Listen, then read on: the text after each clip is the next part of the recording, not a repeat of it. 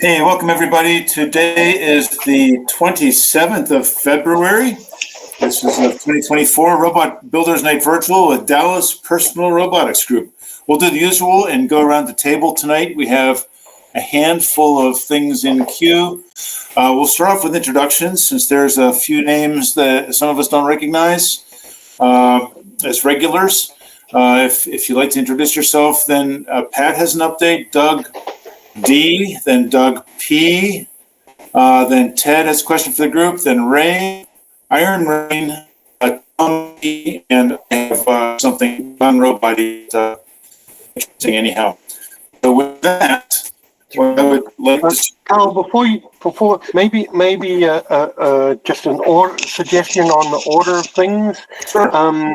I mean, by all means, we should welcome people we don't recognize, but I wonder if we want to put the discussion about Roborama dates and monthly meeting dates up front, because it kind of affects a lot of people. I missed that. Okay. Yeah, was that on your thing, or I didn't have you in there, Paul? I'm totally... Yeah. Sure. So I'd like to speak to that and seek the group's opinion on it, and then so I want to suggest that maybe we do introductions and welcomes first, and then put that in front of, because it's really, the dates that things happen is kind of important for everybody.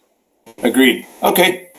So we'll go introductions, then Paul with dates, and then the rest, I'll put it in the chat for this meeting. Okay, so with that, let's dig in. And for some reason, my paste isn't working. Okay, so if you haven't been on the meeting at all or very much, this would be a wonderful time if you would like to just introduce yourself and give a few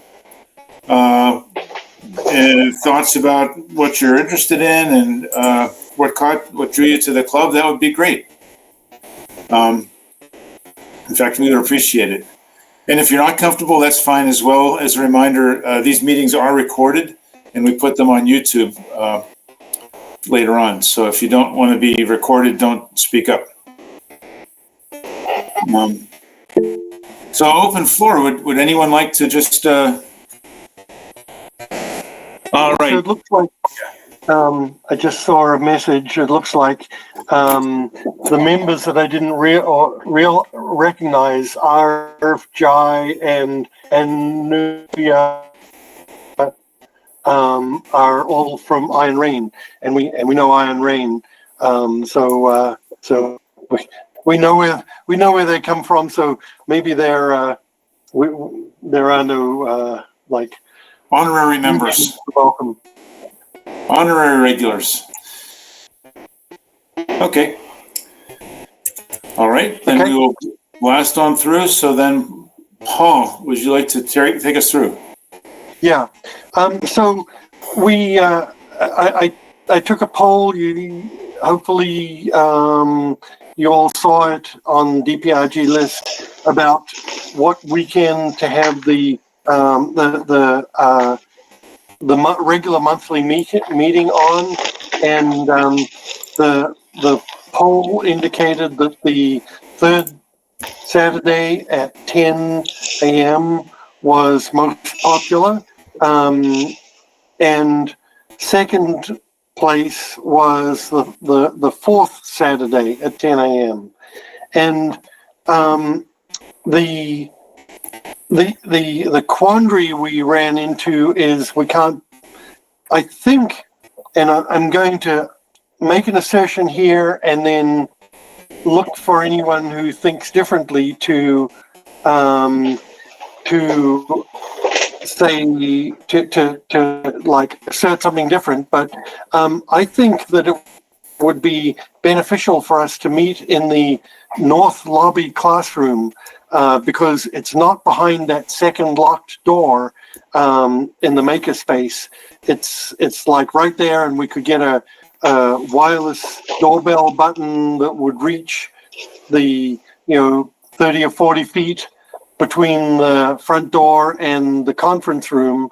And when we get pizza brought in, we can readily get it. It's not like we have to traipse through two locked doors, which only DMS members can get through. We wouldn't have to leave someone else in the hallway like we did last meeting when David Steele,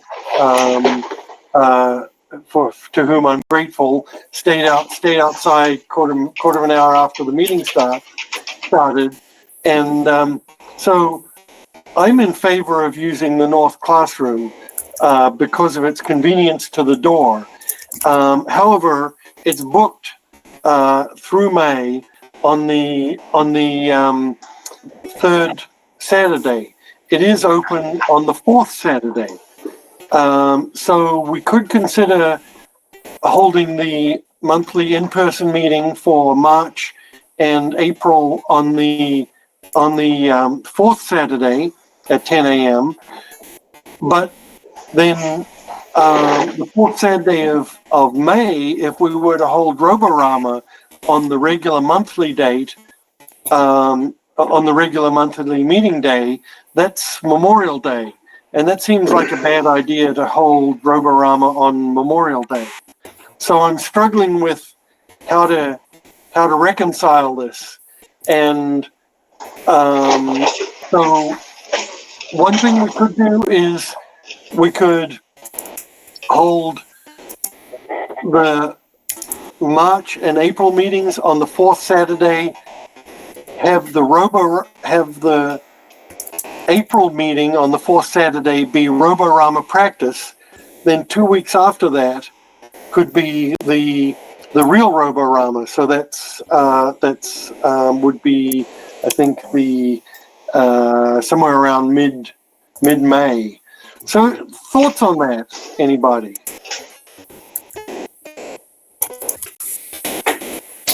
Paul, if you've got conflicts into May on the third week, it's probably because they've only scheduled up to that point, and that they'll be continuing to schedule that meeting as a conflict. So you have to assume that particular time slot is gone forever. Yes, so, that's right. I agree with that. Unless we snag it first for the time after that, but that's but that's just going to be a reoccurring nightmare. Yeah, we're likely to get slapped for that. So, not friendly. Let me ask you this: is there a conflict on the second Saturday? There is the conflict on there's a conflict on the second Saturday with the anime club. No, that's fine. The North Lobby classroom book. Yeah, that's what I'm saying. So, on the third Saturday, there's another conflict from somebody else. I don't think so, but the third Saturday didn't rank as highly in the poll. It ranked. Wait a minute! Whoa! I thought the third Saturday won. Third Saturday won. Sorry. Yeah. I'm sorry. You're right. I got confused. Third Saturday won, but that's where the conflict with the anime group through May. Right. What about second Saturday? Has it got a conflict?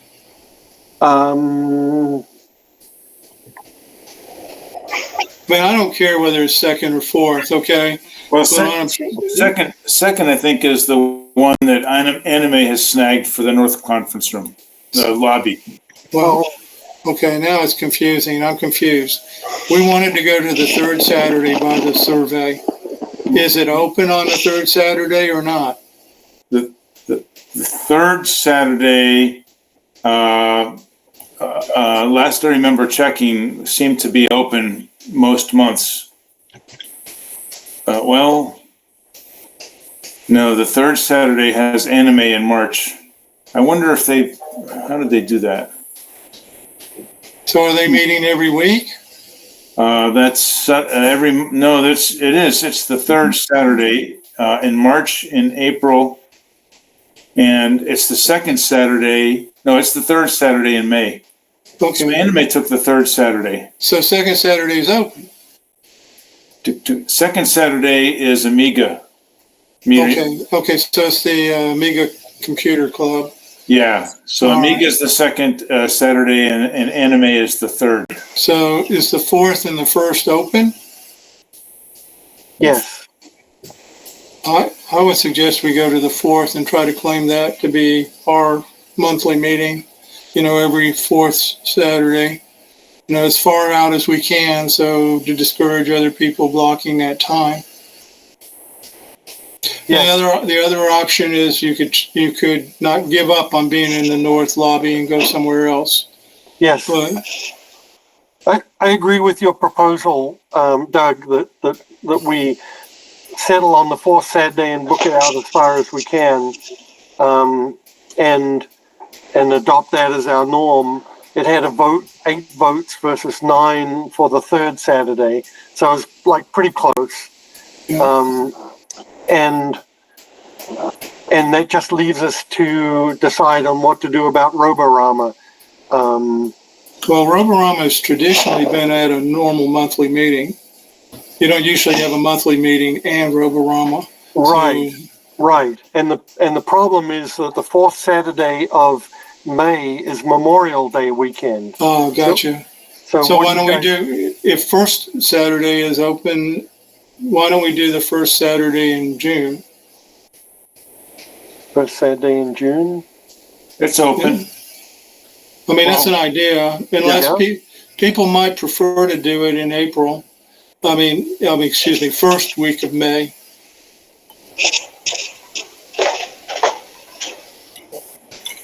Yeah, why don't, I guess I would say probably make it, if you have the 4th week, if you have the 4th week, let's see, in, what's the, March, I guess it is. If you have 4th week in March, then you have the 4th week in April, okay? Those both look And good. first week in May. So Roborama would be in the first week of May. Practice session would be in a normal monthly meeting on the 4th. Yeah. And you'd be solved. Which happens to be, and the 4th weekend in May happens to be Memorial Day, but it's only the practice session, so it's not the end of the world. No, it's not no, I'm not talking about, no, I'm saying have Roborama on the 1st of April. Roborama? No, I'm sorry. You mean 1st of May, first weekend of May. So you don't normally have a meeting on the first week of May, but for Roborama this one time, because you don't want to do it on Memorial, you have it on the first week of May, and you use the 4th week of April, which is our normal meeting time, to be the practice session. Okay. Which is already reserved. Right. So all we have to do is grab the first week of May, and that'll be Roborama. Can I make a suggestion? Yes. Grab your monthly meetings on the 4th weekend, 4th Saturday of the month, and move the May meeting to the 1st of June. Just the 1 month. Yeah, that's an option. And that way we move the contest, we're moving it 1 weekend or 2 weekends away rather than closer. I know, which is a problem for us waiting for parts. Yeah, I understand, Pat. That's why I was really into the third weekend instead of the second weekend, because it gives you 1 more week. But I think people would like it if we moved it out rather than in. Okay, so let's do that then. So the first week of June will be Roborama. And you could, if Memorial Day, if they don't have some DMS activity, you could have the session there. I don't know how many people are going to, most people fall into 2 categories on Memorial Day. Either they're going out of town, in which case they're not going to be available. But if they're in town, they usually don't do anything until Monday. That's when they have the picnic. or at least in our family, that's when they did it. And so that Saturday really isn't, if you're not traveling, isn't a big deal. And if it's a practice session, but I do suggest that if anybody is interested in having a practice section at the April meeting, that we'll bring the stuff down and let them practice. Okay, so the suggestion is, let me just summarize it, make sure we've got it, and poll the team here, the group here. The Memorial Day weekend, the fourth Saturday, would be a Roborama practice. The May first Saturday in June would be the real Roborama, and the fourth Saturday of April we'd bring the courses out if people brought robots to practice on. Right. Sounds good. And the meeting will be traditionally on the fourth Saturday of the month. Yeah. Any objections to that? No. Going once, going twice? No, I mean, Okay. And are we gonna try Roborama this time in the north lobby, in the lobby? We can. We might as well give it a shot. Yeah, let's try it, because that's so much easier than going through those two locked doors and having to monitor for someone, leave someone behind for people who come late, and there's just a lot of advantages to. It may be crowded. It may be crowded, but we give it a shot. If it doesn't work out, we'll know. Well, Okay. right, we'll do something different next time.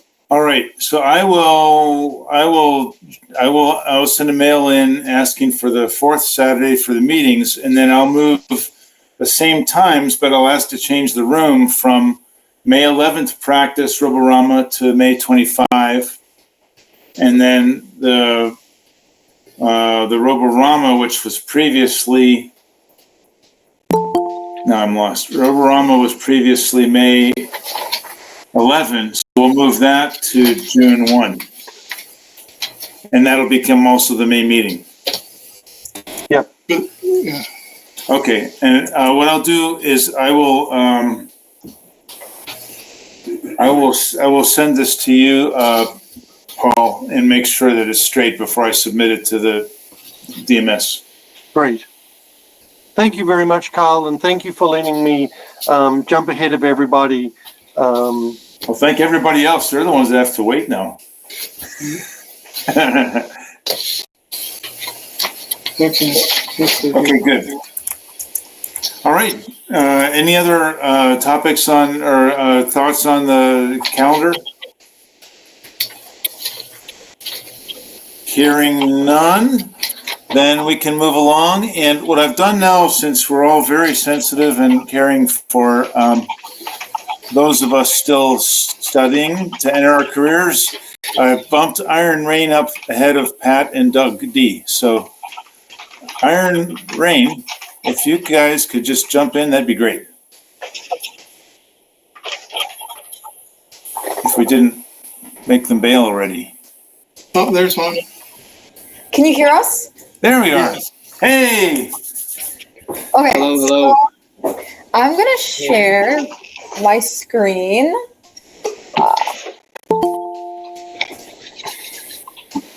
Goodness. Okay. This one. It's the screen. Give me a sec. Okay. And then I'm gonna move this over. Okay. One sec. Technical difficulties. Work. So while that's going, to start introductions, because I know we're kind of all over the place on your screens probably. I'm Jay. I kind of handle code for the team. I'm code team lead. I do the programming for the robot. Aurov's also here. Hello, I'm Aurov. Can you guys hear me? Yes. Cool. Yeah. So I do a lot of like the presentation documentation work. So the presentation I'm going to share right now, that's my main duty. Hi. Do you have more to say? Sorry. I can't see anything. No, go ahead. Hi, I'm Anuya. A lot of you have seen me before. I'm one of the lead designers, and I take some of the load off of Arav when it comes to portfolio and presentation work. Hi, I'm Melanie Girl. I guess I'm a new recruit to 683 and I've been like kind of all over the place, just seeing how things go here. Cool, well, welcome. And what they're asking is whether it's okay for them to show you their presentation and get feedback on it. Yeah. They were wanting to talk about this weekend real quick. All right, before I do that, could you let me know, can you see the presentation? Let's see. Okay. Nope. Yeah. Nope. Give me a second. Let me pull it up here. Are you going to announce your happy success that you achieved recently? Absolutely. So we qualified for the state championship at a regionals this past weekend with Inspire 3, which basically means we're third place in being overall pretty solid team. And most of this was because of our portfolio, our outreach, etc. Because our robot wasn't the most functional thing at the meet.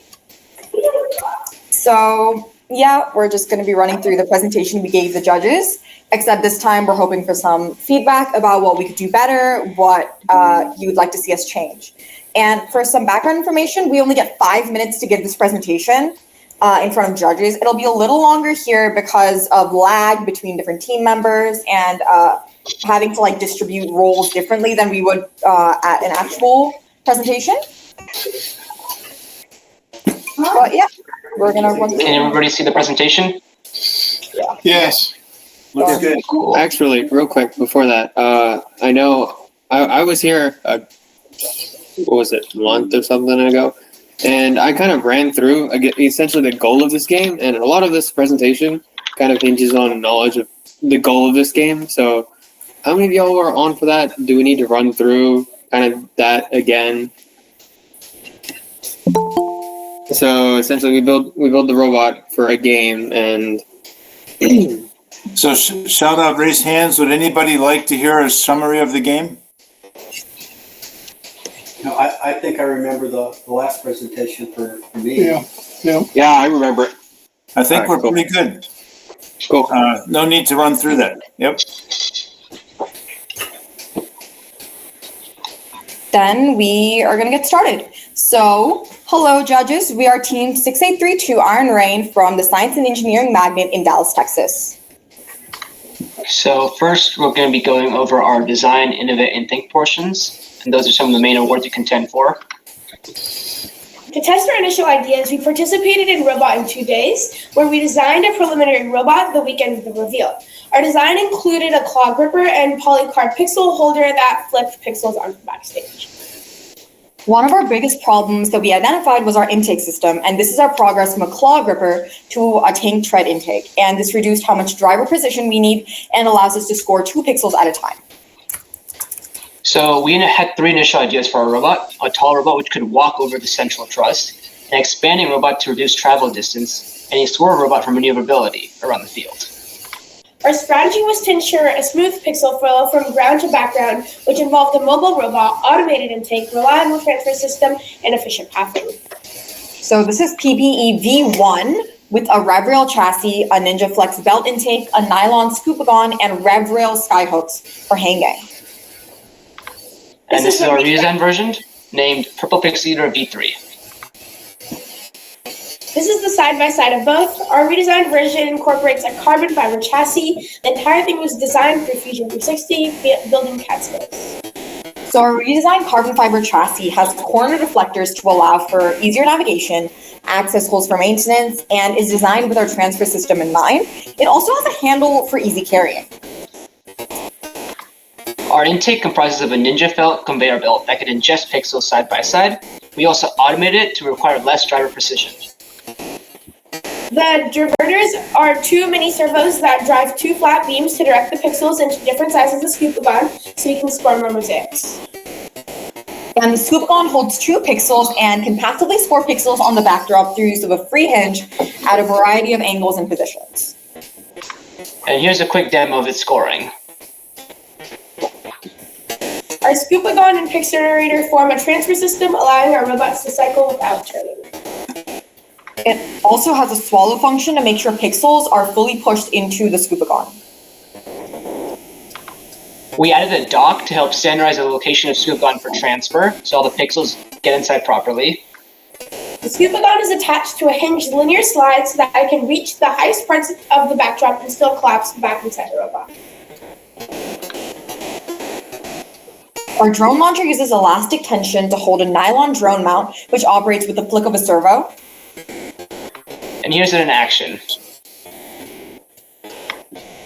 The skyhooks let us hang from the rigging without using too much space. They feature carbon fiber tubes for strength and reliability. The skyhook latches are made of carbon fiber and nylon, and they hook onto the top of the rigging and pull the robot up. And that's it in action. Now we will move on to the control portion. Just for context, the control portion is mainly code focused. So we have an autonomous period. That's the first 30 seconds. We run multiple just-in-time generated autonomous paths. I think we have like 36 or 32 total combinations. And we use IMUs. We use odometry pods. We use distance sensors and localization algorithms using the webcam to get all of this data. We break up essentially the field. The field is written out in code, and it's been abstracted into a bunch of different zones and subzones. And all of these dictate some robot behavior or some driver controls or anything else. And this season, we're trying to drive as little as possible. I think I talked about this last time. All of these are going to be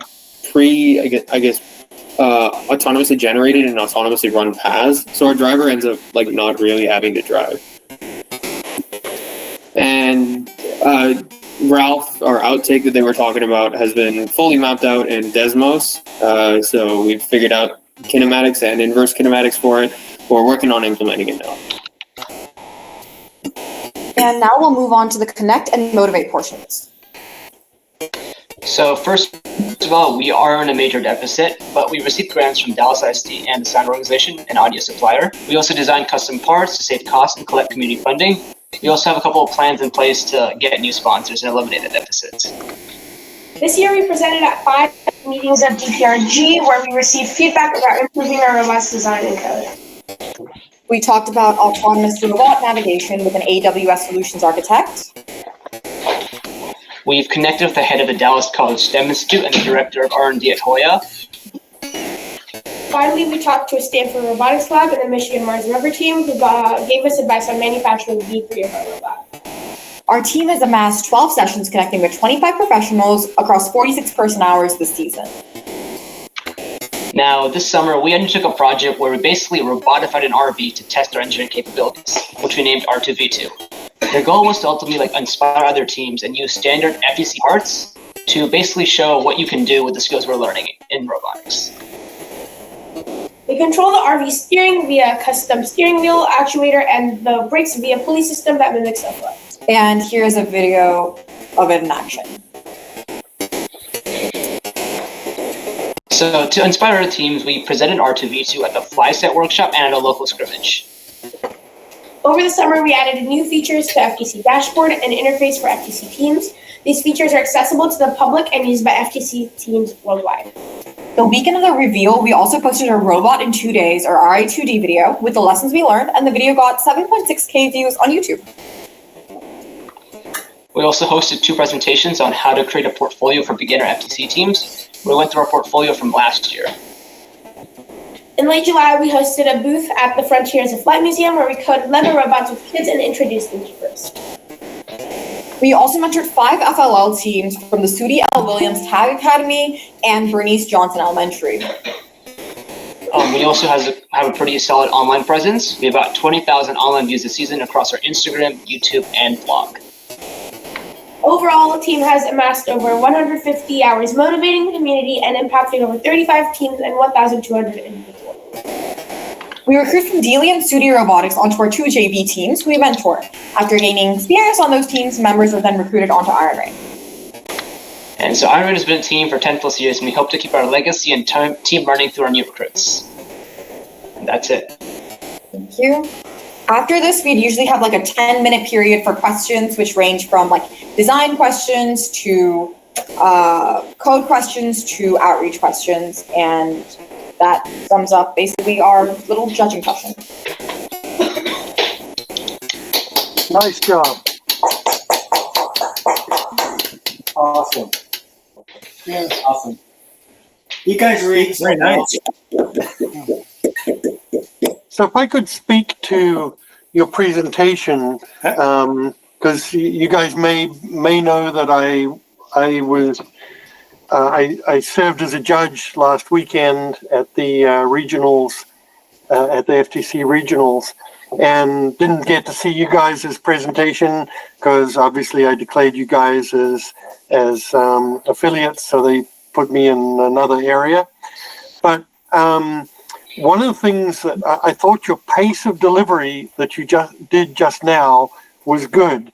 One of the things that I really struggled with last Saturday was the teams got kind of nervous when they were in front of the judging panel, and they started talking really faster, and they got really difficult to understand because they were talking high speed and it was really hard to, and then all this stuff is like flying by you, and you're like just trying to grab the highlights. I thought your videos did a great job of showing your creative and innovative assemblies, and they kind of like slowed the pace down a little bit to where you could, where as a viewer not having seen this before, I could apprehend it and think about it and realize its significance. But that would be one comment would be the pace of delivery. Make sure you don't get nervous and go too fast. I thought this pace was about right. Thank you. Do you have like a 3/4 speed setting for that, or that would be good? The truth is that was the 3/4 speed setting. Oh, that was the 3/4 speed. Whoa. Yeah. Yeah, Because 5 they didn't minutes have a is 5-minute deadline. Oh. Okay. Yeah. Yeah. 5 minutes is super tight for everything we usually want to say. So Yeah. Yeah, it is for everyone, and everyone tries to hit the high points. They try to show something innovative and something that they've done for outreach and something that they've done for acquiring mentors and so forth.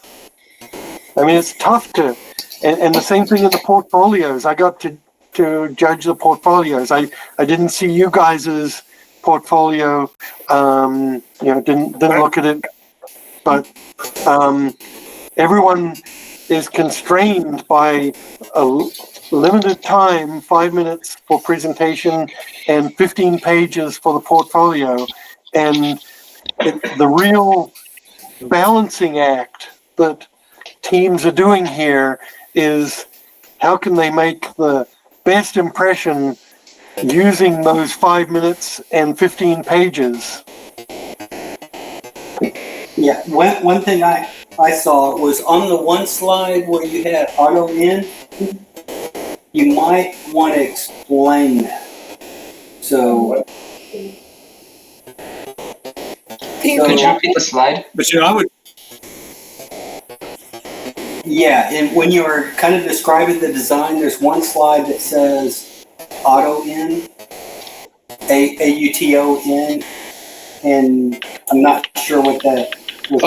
Auton. Yeah.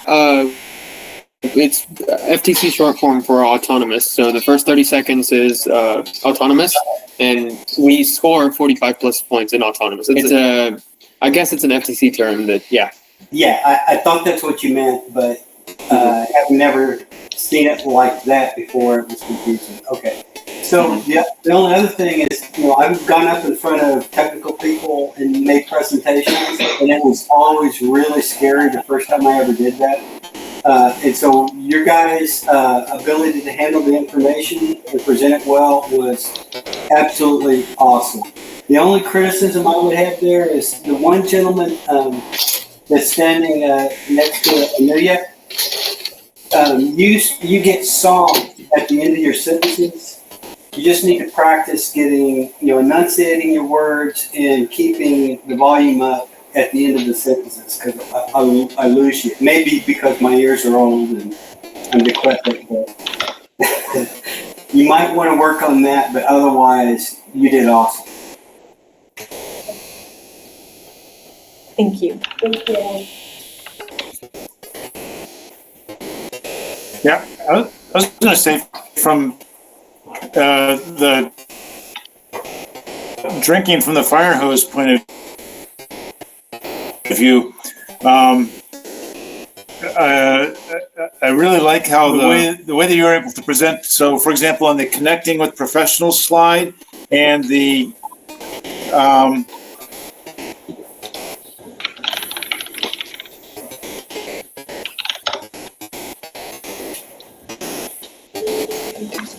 corner, and then also by the His voice is kind of in and out. yeah, this is Carl. Yeah, I like that. So it tells you what the slide's about at the top, and then when somebody speaks to it, they talk about the three big nuts to get the point across quickly. Cal, you're kind of dropping out. I'm dropping out. Yeah, your voice.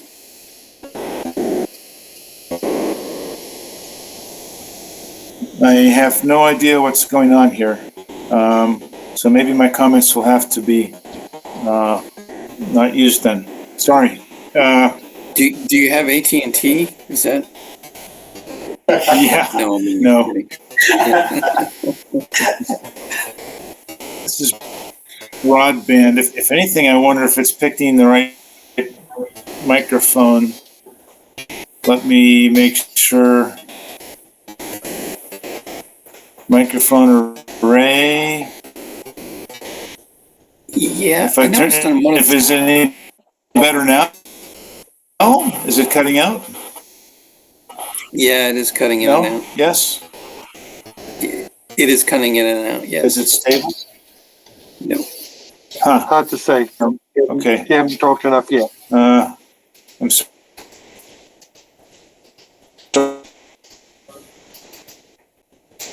I noticed on one of the slides that your heading was in one Right, order, and then yeah. it seemed like you covered it in reverse order. Okay, well, I'm going to yield then to somebody else. Would you like to just step us through quickly through the slides without the talk, but just so we can have a second look at them? Yeah, no problem. Yeah, the cone there was awesome. I really like the guy dressed in the cone. Innovate. Okay. Maybe it was the second, or I don't know. Yeah. Okay, so you reversed your order there? That's my Of bad. what you were going to cover?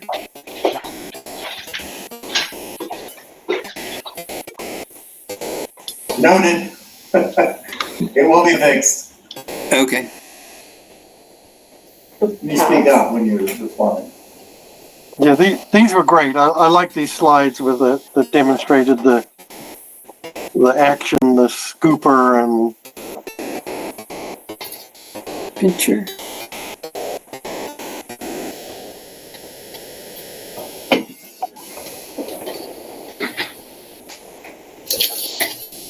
you can keep going. Okay. Yeah. Okay, I got that.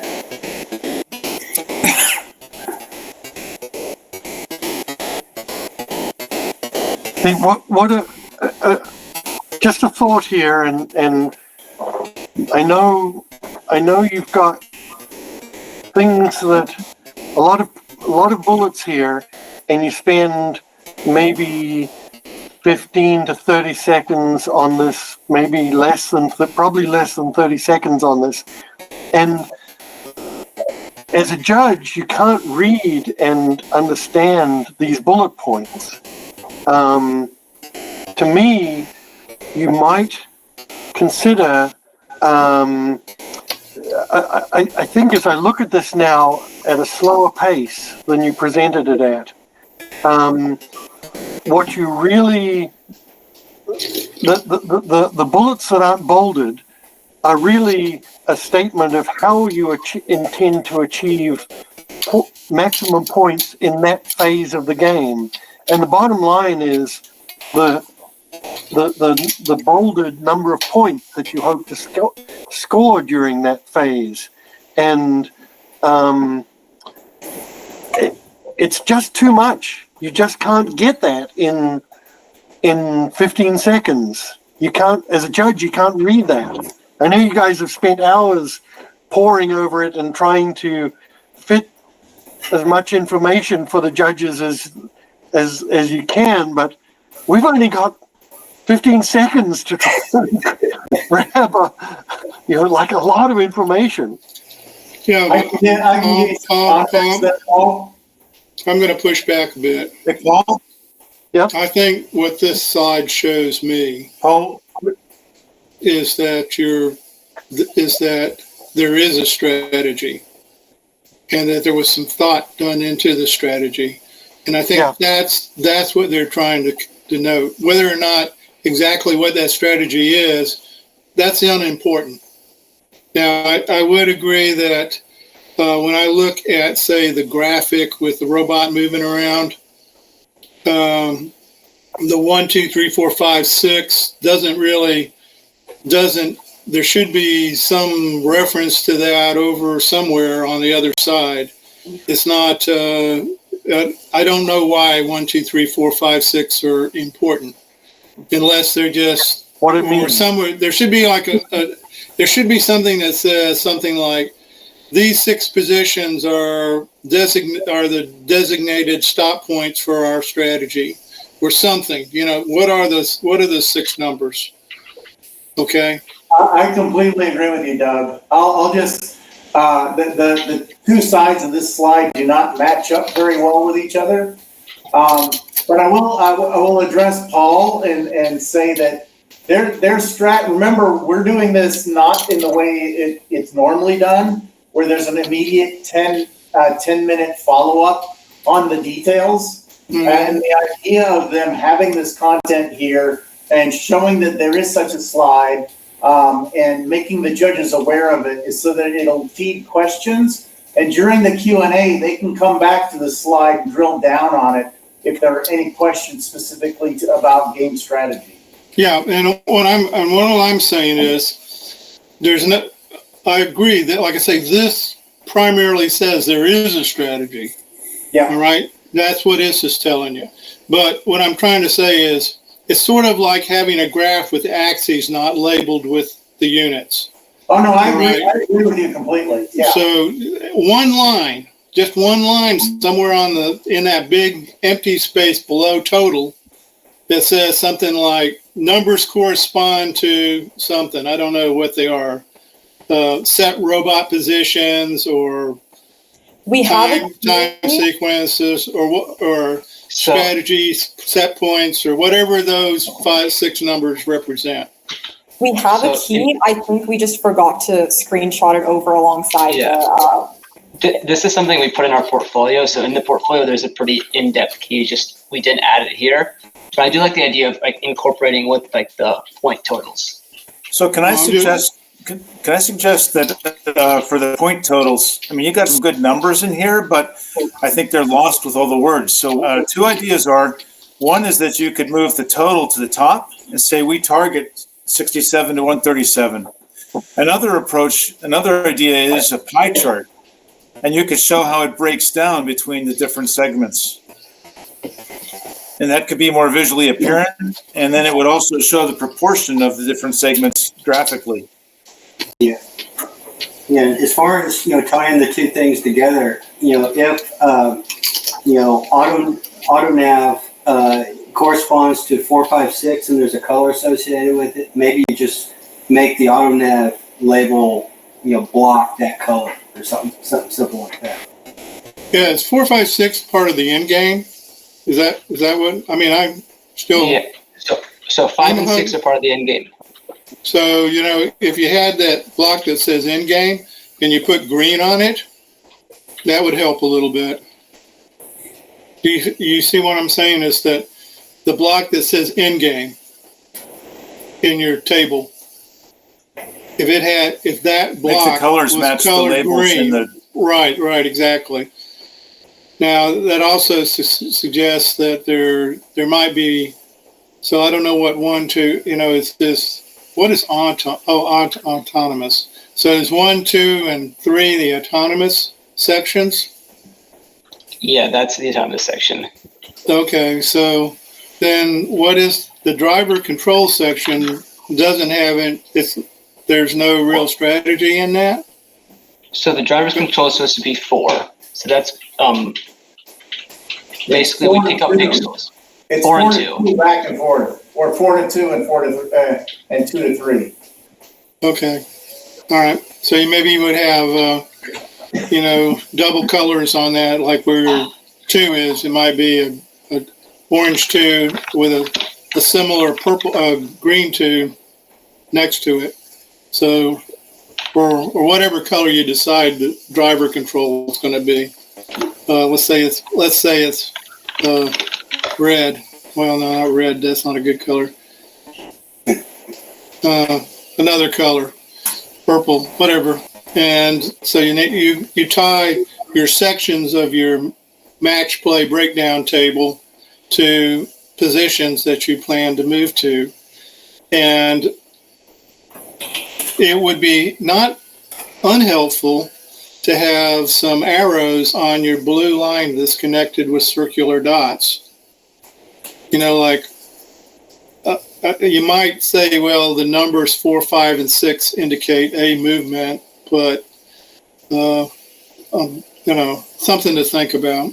But if you think, so Doug, I take your point about this being something that you can go back to during Q&A.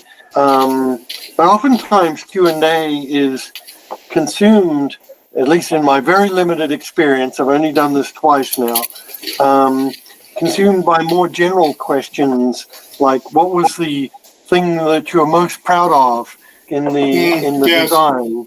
And or robot inspection too. Yeah. I know when I was judging, when I got to the discussion, I'm assuming that I'm not going to really touch on their presentation very much unless they just have something glaring. But what I would do is I'd go over. So let's say they showed that mechanism that picked up the two pixels, the 2 hexagonal pixels. I'd go over to the robot and I'd ask them to show me it on the robot. I mean, so a lot of the 10-minute question and answers actually spent on the robot, them explaining things. I don't know. They've had enough competitions that they should know how different judges are going to meet their presentations by now. Okay, so we've probably beaten this one to death. Let's move on. That is so cool. Yeah. Yeah. I like that. I like that display right there. Yeah.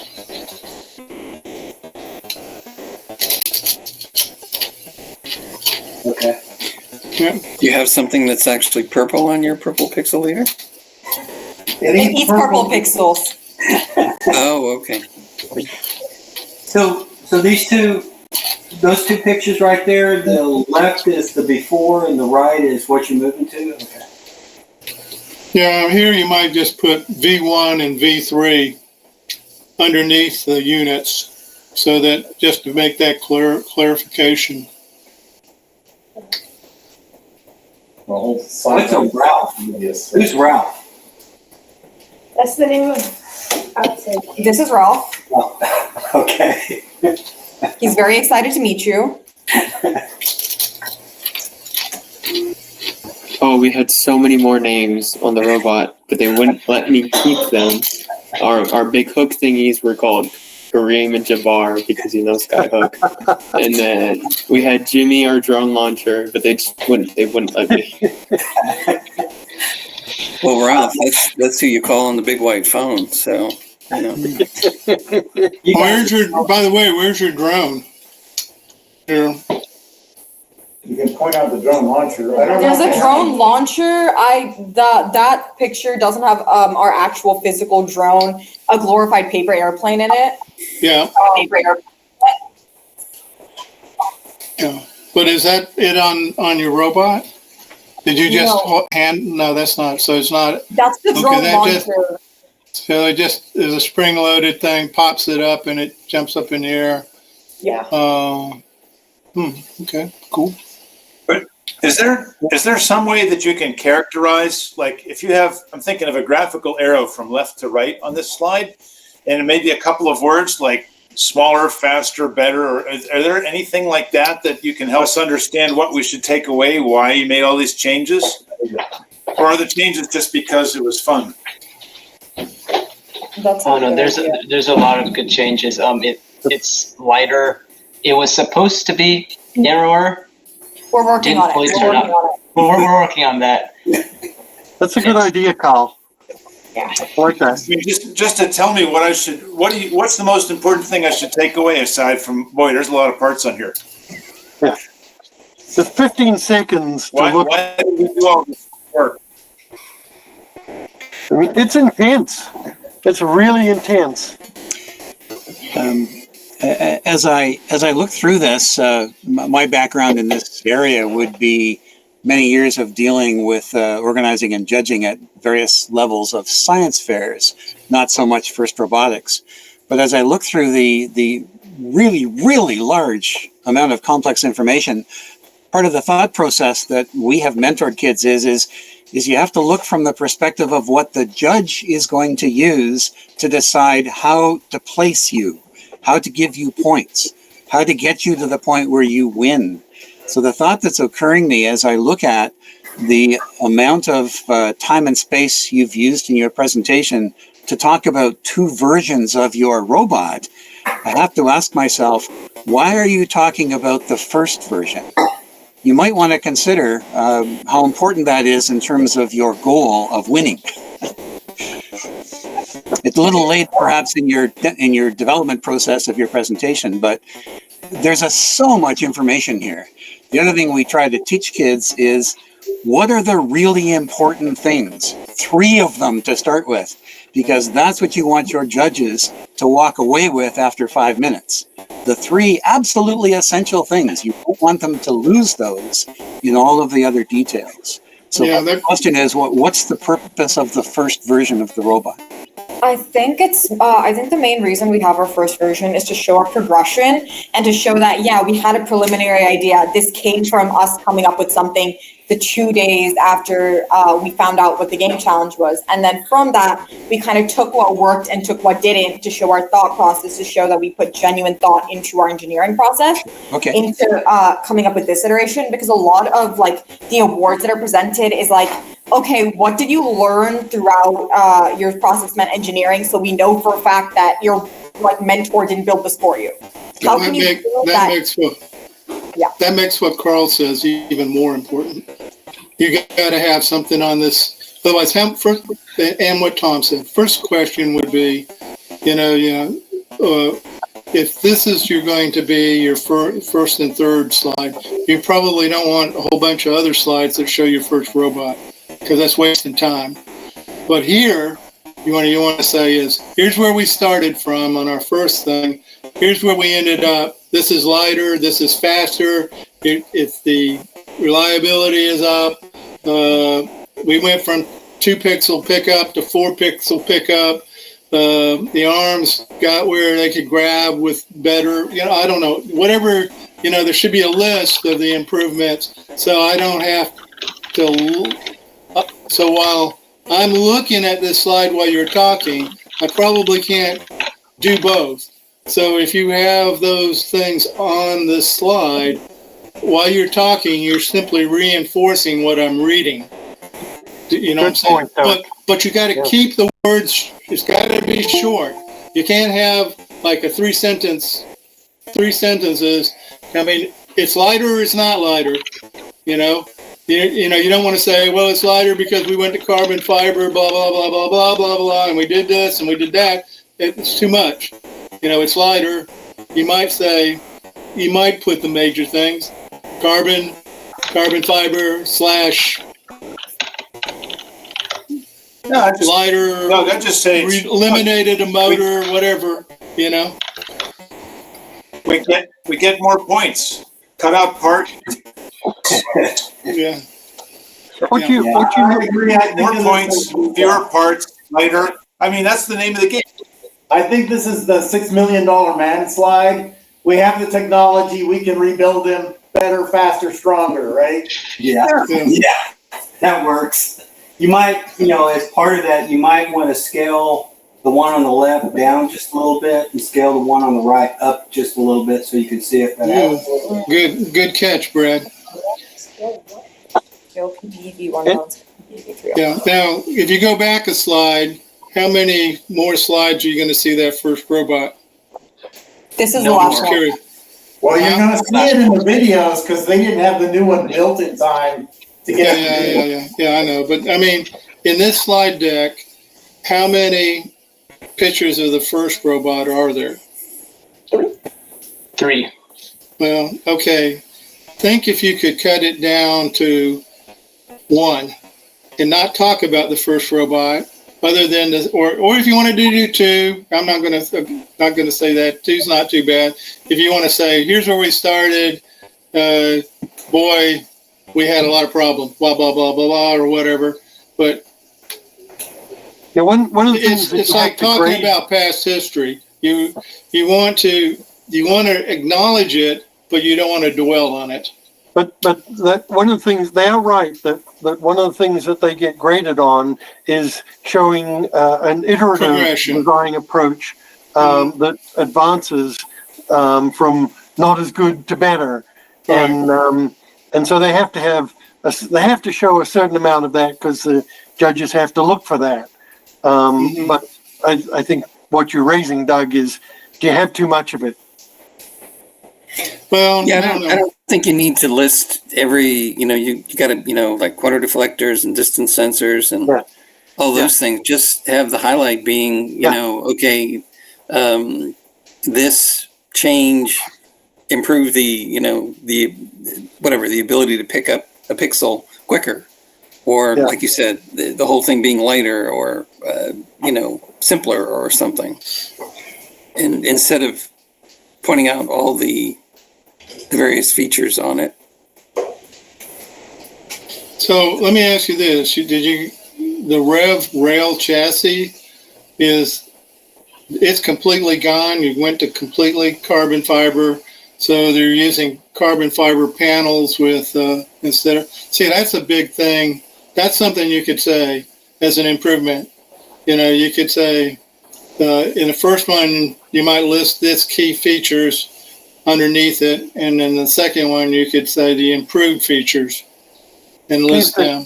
There are too many labels on this and you can't grab a hold of it, but to the point what you just said, Doug, would be perfect, because there's an arrow. If you had an arrow pointing to the steel chassis and it just said steel chassis and then an arrow pointing the other way saying carbon fiber chassis, that says it all right there. Who knows whether it's Rev or, whether it's a... You could even strip the word chassis, right?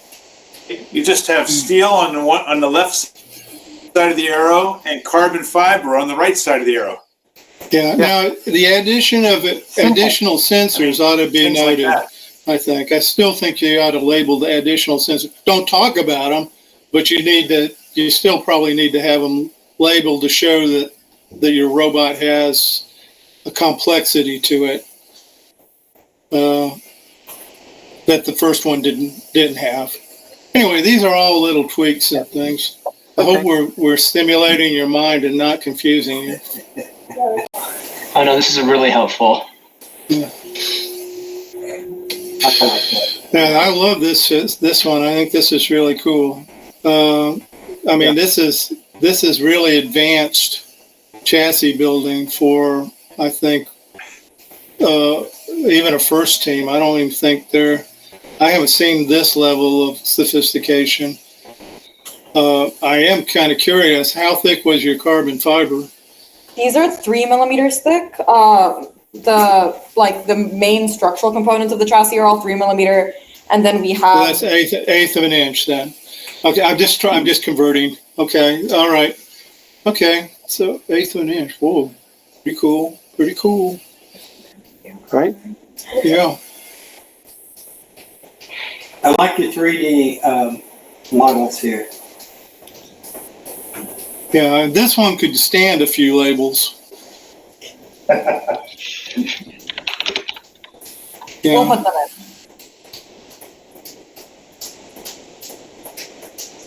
This is cool. Yeah. Yeah, this is okay. I don't see any issues with that. Now you have to ask, how does diverters fit into this? You should put this is the positioner. Yeah, okay.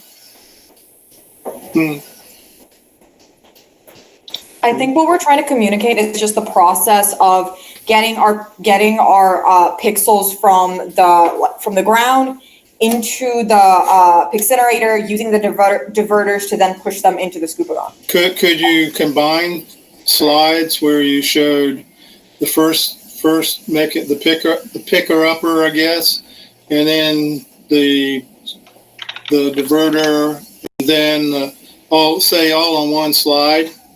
Otherwise, if you go back one slide and you showed a very nice 3D model of your NinjaFlex picker upper, if I don't know what you call it. Yeah, that thing. Could you make that smaller and then bring an arrow and then say from here to here as your diverter gets next? Then the third thing is that, what was the next one? I can't. There was something. Yeah, that guy, how he fits into it. So you want to show the path of the pixel. Yeah. It might make sense even there to combine those three and then add and remove transparency so you could show how they fit together on the model. That's a good idea. Yeah. This is something like PowerPoint, right? Google slide, yeah. Yeah, so you can have things pop on top of each other. They can have layers. Animations, yeah. I don't know what they call them. But I have a wordsmithing suggestion for the pinball paddle. Yeah, you already say diverters on the top left, so the text underneath could say, maybe you could try something like steer pixels like pinball paddles. I don't know, something like that. Because the act as pinball paddles, for me, that's it's actually sort of incorrect, because the pinball paddle pushes the ball back out, right? Yeah. So they are paddles, but the flow is always in. Yeah, could you say something like divert hexagons to the left or right side of Scoopatron or whatever you called it? Yeah, I think that they should show the pixel flowing through. And I believe combining the three slides, they can figure that out. Yeah, and I want to say that your video in there showed an extremely nice example of, I think, these guys correcting something that wasn't placed right. So that's when that part of the video goes in, just say, here's an example of the diverters in action or something like that. That somebody talk over the video. Your video's on a flat screen that you wheel in? Yeah. Okay. Yeah. You could even add a second soundtrack and add it to it to explain things, voiceover. The voiceover. They're not allowed to pre-record voiceovers. Oh, okay. in the presentation. Gotcha. Okay. Cool. I think that's self-explanatory. Yeah, that's an awesome slide. Yeah. What would be even more impressive, I'm just, is if you already had a couple pixels in there and you showed it like doing pixels for 5 and 6, you know what I mean? Yeah. I like that one right there. That is so cool. Yeah. Yeah, you guys do awesome work. Thank you. That's a great picture too. Yep. That's kind of it. Okay, I'm a little lost. I don't know, where did the doc come in? What is a doc? I guess we're going backwards, so maybe I just haven't been introduced to what the doc is. Now they're still going forward. I would agree that the doc isn't well integrated in terms of context here. It's very new, and there's still a lot of updates we want to make to it, but I think we cover this like very slightly as we talk about it. Essentially, it's a place for our scubagon to kind of like, it's kind of like the end goal for the scubagon to end up at, for it to be intaking pixels from the Pixinerator. So it's an alignment tool. And it helps pixels not fly out of the top of the... Okay. Okay. Well, you might want to make this one kind of like, if I saw this one after seeing the others, I'm not sure I would follow what this guy was, what he was doing.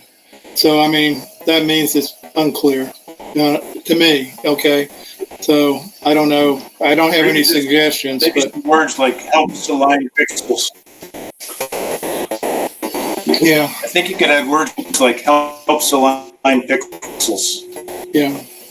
Or, yeah. Or, up the top, you just say the doc, a pixel aligner or something. Or video. Yeah. Yeah. It'll probably be video. Yeah. Yeah. Oh, this is cool. Yeah, it's nice. And does that correspond to your kinematics and inverse kinematic graph? Okay, got it. I would take the name Ralph off of that because that means nothing to judges. Yeah. Oh, but it's so cool. It's your own cool name and great, use it internally, but you're trying to communicate here and that doesn't help. Yeah. Remember, there's a third round of judging. There's the presentation, there's the Q&A, and then there's the pit interviews. Yeah. Right? So when anybody, sometimes we like to put things out there that will stimulate a question, like why did you call it Ralph? Right? And then we have a story to tell. Okay, but how I would do that is over in the bottom right-hand corner, I would say, we named this mechanism the Ralph or something. Mm-hmm. Okay, that way it's not in the title, and you still get the stimulation of the story, but you don't necessarily. And the other thing here is if this matches the kinematic example you have, then this should be on half the slide, and the kinematic should be on the other half. That's a good idea.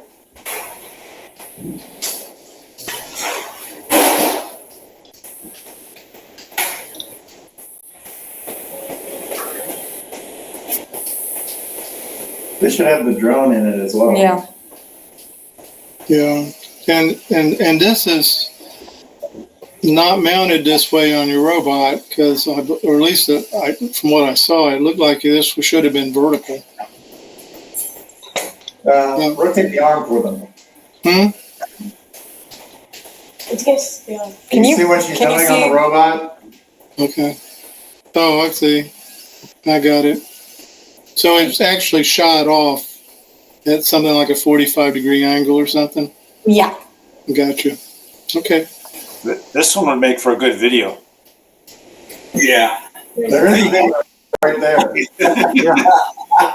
Yeah, Nice. that's what you Yeah. want. Okay, on that video, can you slow-mo the actual takeoff?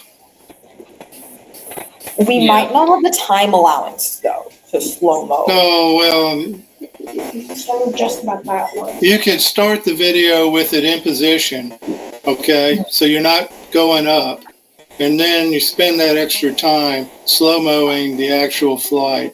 I think it would be more impactful. Yeah, otherwise you're spending half this thing with the arm moving up into I know, position. but it's important that the arm trajectory, the arm angle is important.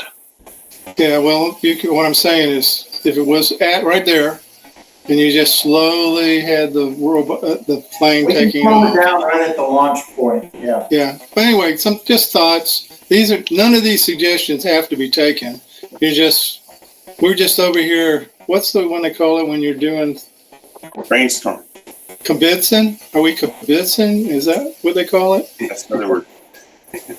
Yeah. We're sitting around just taking something that's really nice, and we're just saying, well, if I had done it, I'd do it this way.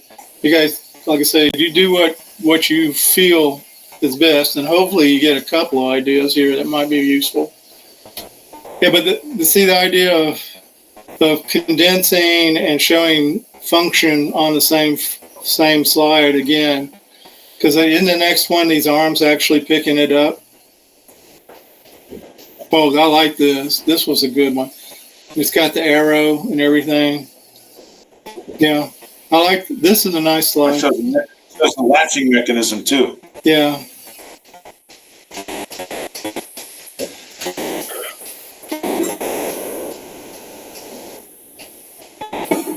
That's cool. Yep.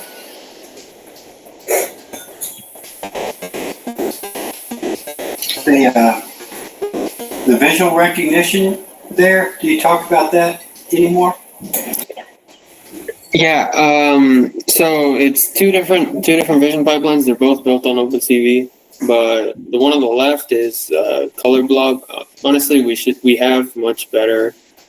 Like it gets a cleaner contour of the cone. That one's a pretty ugly one.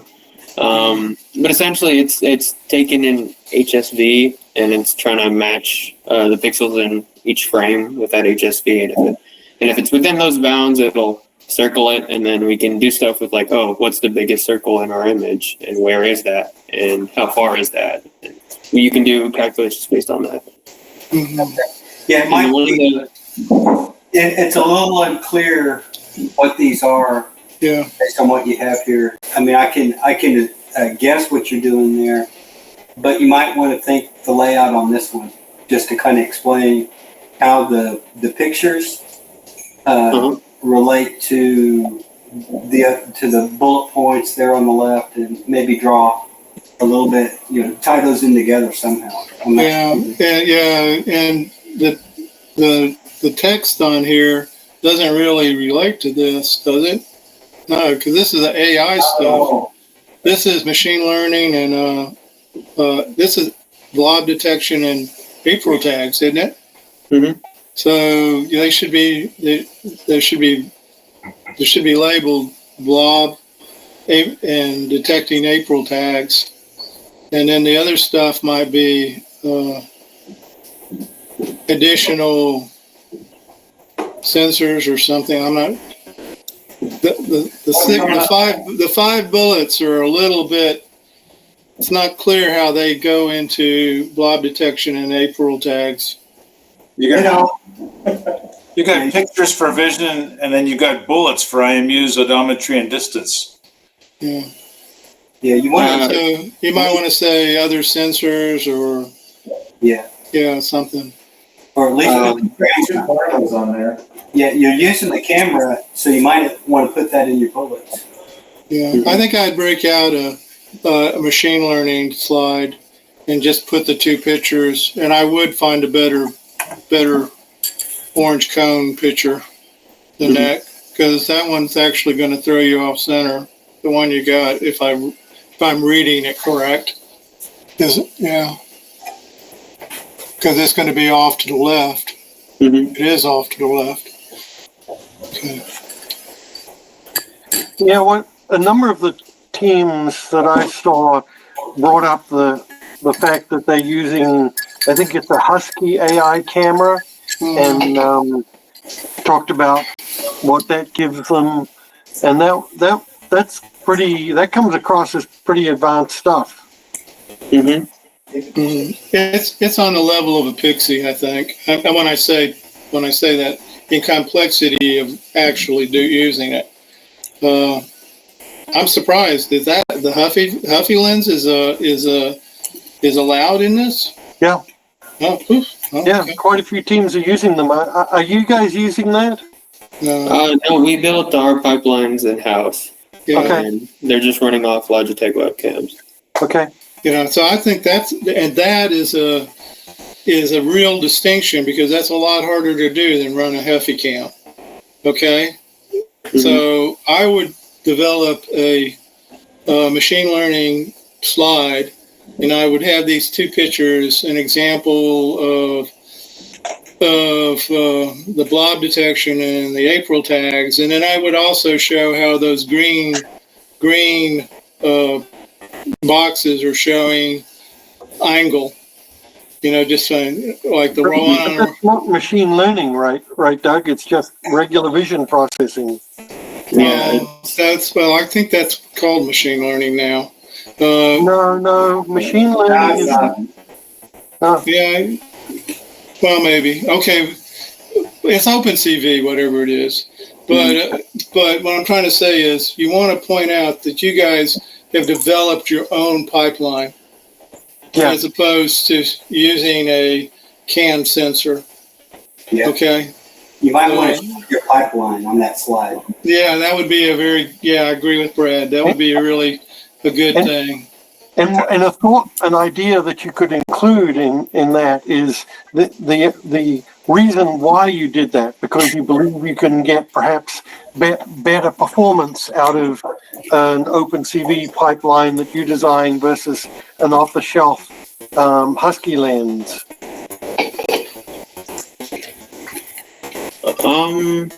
Part of it was just, it wasn't me that developed these pipelines. It wasn't the team this year. We've just been using these pipelines for years. They're already integrated into how the rest of our code base works. Doesn't matter. I mean, you're using them. You're using them, right? Yeah. I didn't say you developed them. I just said you're using them. And somebody somewhere in your club, somewhere in the past, has developed them. Or they were given to you at one time, probably by First. I mean, they gave a lot of people a lot of tools in the beginning. So, but I would point out that you're using a true pipeline as opposed to a integrated sensor.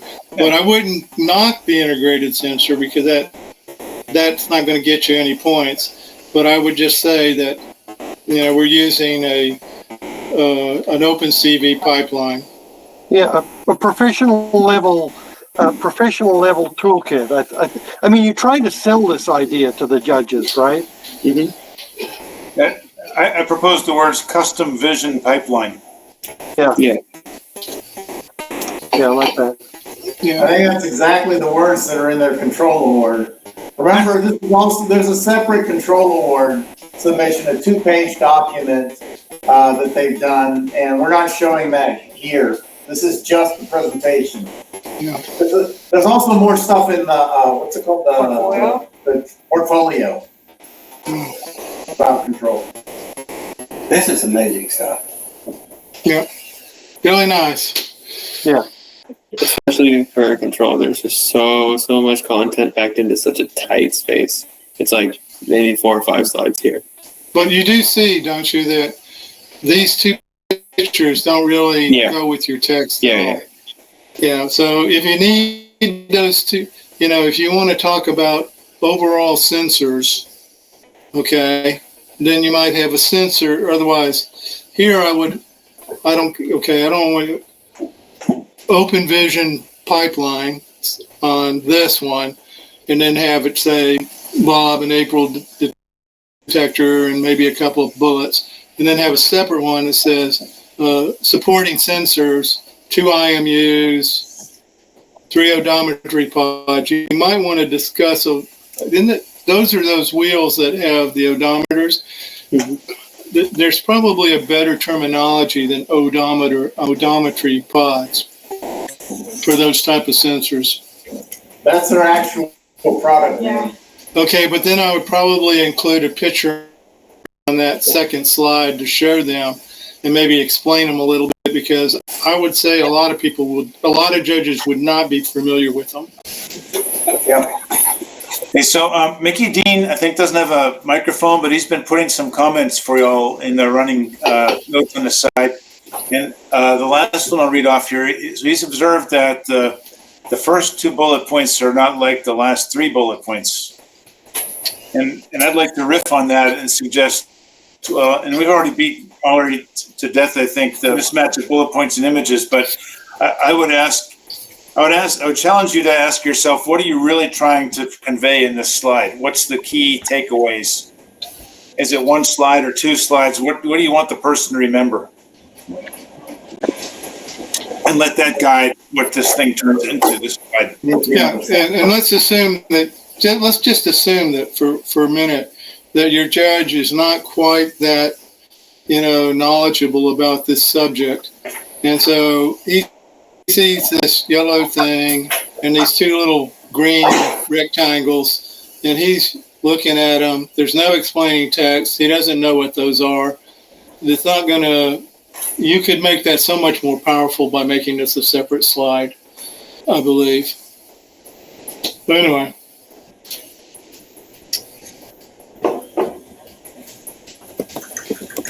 Okay.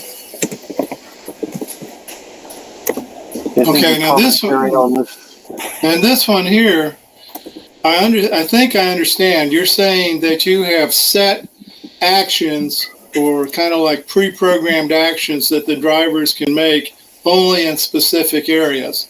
Otherwise, like if he's in a backstage zone, he can't make a rigging zone move. Is that what you're saying here? Yeah. Okay, so you should say it. You should say, each map is divided into zones that allow only zone appropriate moves to be made by the driver, which are pre-programmed for him, so that he doesn't, to make it easier for the driver. Yeah, and that was what we considered a big plus when we saw a couple of teams that had accelerator buttons on their controls, and that's effectively what you're doing here is you've got a button that says do this action, and it autonomously does that action. So it's really ease of use, and one of the teams even pointed out that it simplifies the cognitive burden on the drivers and reduces mistakes. If you put verbiage like that in, or say it, I think it makes a point that you're using automation of more primitive functions to help improve your driver performance. Yeah. And if you think about all of what we've just talked about, then look at this slide. Are you getting it? As a judge who just sees this slide, are you understanding what's really going on? And I would say, no, you don't. How about something like zone-specific driver assistance? I like that, Carl. Yeah, that's good. Yeah. You got to, because keeping the words short and meaningful are real important. You don't want to have 2 paragraphs on it. You want, like Carl just said, you want something that's really gets the idea down. And then, yeah.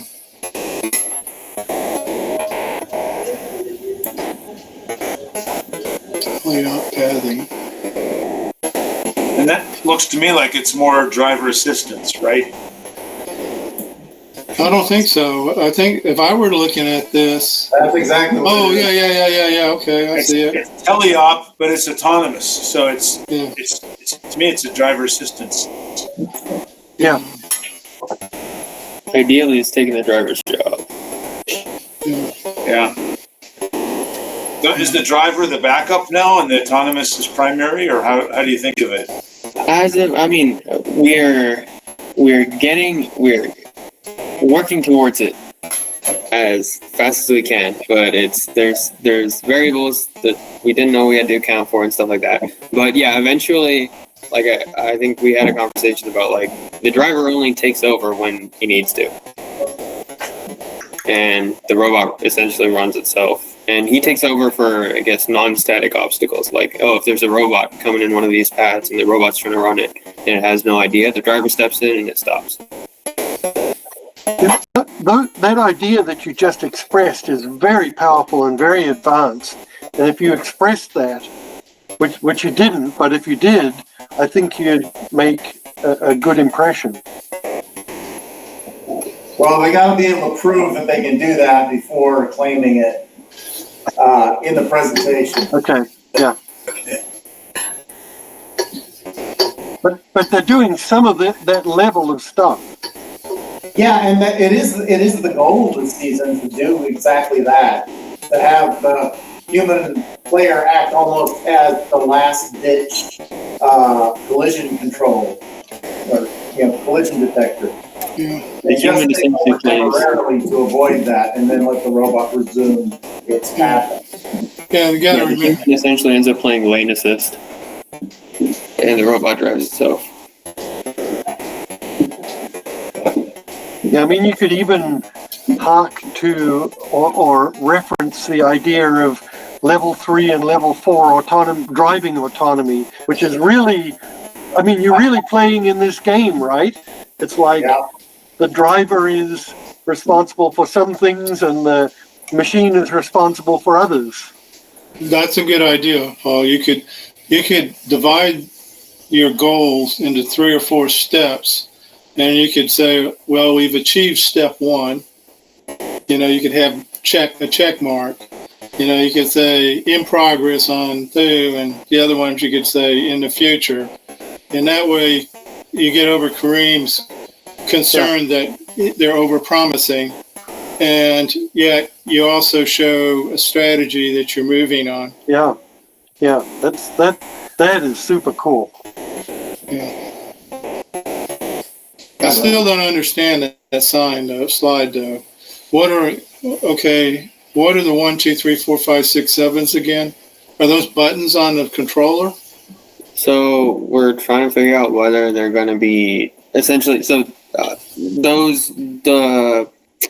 the red and yellow lines that are under those numbers are essentially like hardware obstacles on the field. So these have to be run as like straight lines.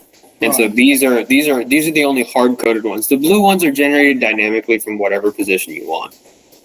But the green ones, they have to be hard coded and set. So we're either going to have the robot. Jay, I think the problem here is that without being intimately knowledgeable about how the field is set up, it's not clear in this particular slide from the way it was marked up that those are the only that if you divert from those paths, you're going to hit an obstacle.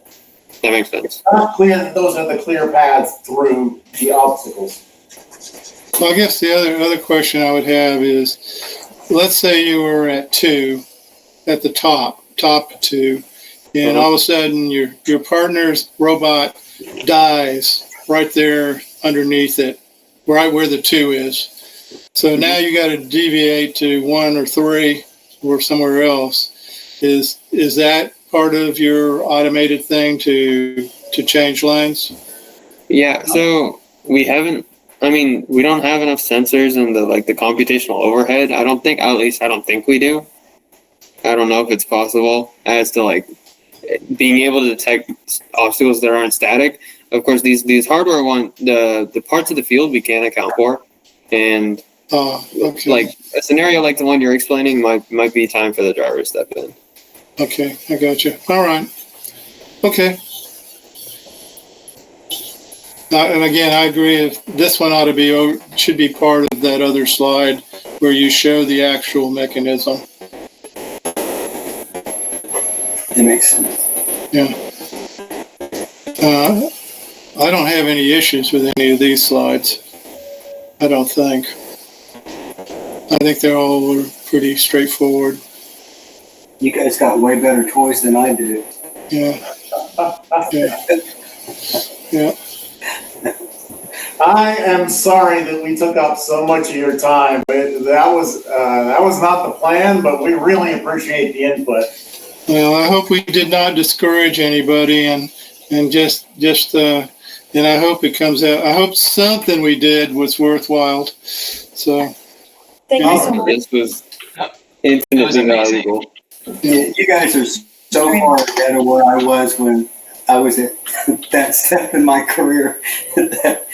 I'm just amazed that you guys are doing what you're doing, and you're so accomplished in presenting, and your slides make sense, and the actual work you're doing is just amazing. It really makes me happy to see you guys present. Yeah, you guys rock, and good luck at States next weekend. Yeah. Oh, it's not next weekend. We got a couple weeks. Oh, okay. Yeah. Kareem, you got to show us the LEDs. Show us the LEDs. Yeah, we'll get them lit. Yeah. Okay. Are you allowed to actually do the LEDs in a run? Or do you have to wait until the end and have your little victory dance? No, they're allowed to do LED. There are lots of rules around the LEDs, so we don't want to. That's almost like a bid discussion. Yeah. We're not going to do that now. But tell us do they flash different colors? What do they do? They at the very least, they will be a solid blue or a solid red, depending on which alliance they're on. Ah, okay. So the alliance color will be changed. If they I got allow you. it, we may have animated, at the end of the match, kind of dance, kind of a thing. Yeah. Okay. Cool. Yeah. There are rules against flashing LEDs. Yeah, I would imagine there would be. Yeah.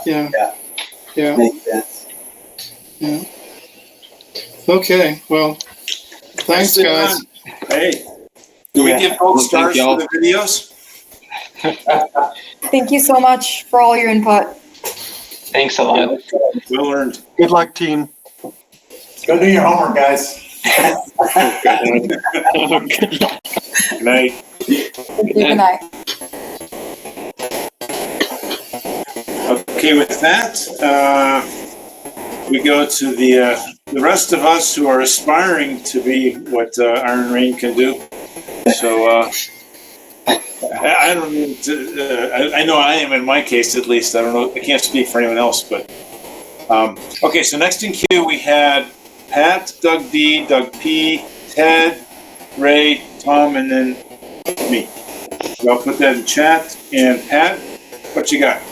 Well, I think after that presentation, I'm just going to grab all my stuff and throw it in the garbage and go back to shoveling the driveway.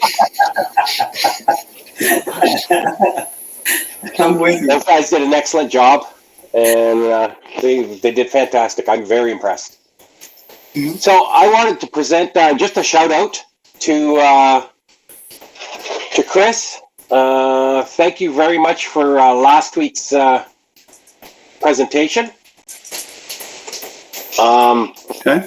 I was it was very, very helpful, and I'm just trying to display my screen right now. So I've got a black pill hooked up to a debug probe, and very easily been able to step through, and as you can see, I'm able to add stuff to the watch, pull up values. single step through. Toggle breakpoints on and off. It's working really good. So I just wanted to say thank you very much. Inspired me to get off my butt and do what I can. I'm just waiting now on for my debug probe. I'm waiting on an SWD adapter block for a small tiny cable to the Renesas R4, the Minima R4. Right. So, Pat, you haven't figured out what the problem is yet, then?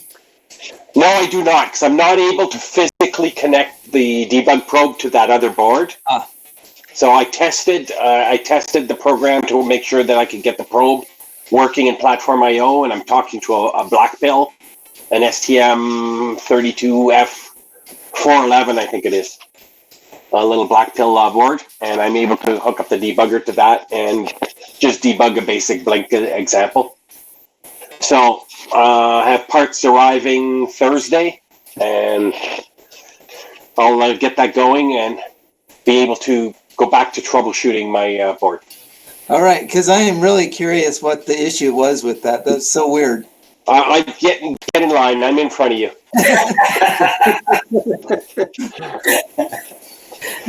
So that's all I had. All right. Well, cool. It's awesome. I'm going to take notes and ask you questions later when I start trying to do my debug, but I've got to figure out how to code first again.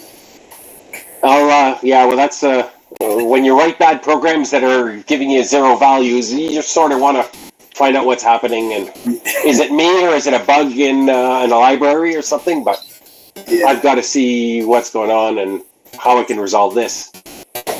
I do have a backup plan. I have a new motor controller, and I placed it. I've already got it mounted on my robot, and to go back to an old program, but I'll lose a couple features that I don't really want to do.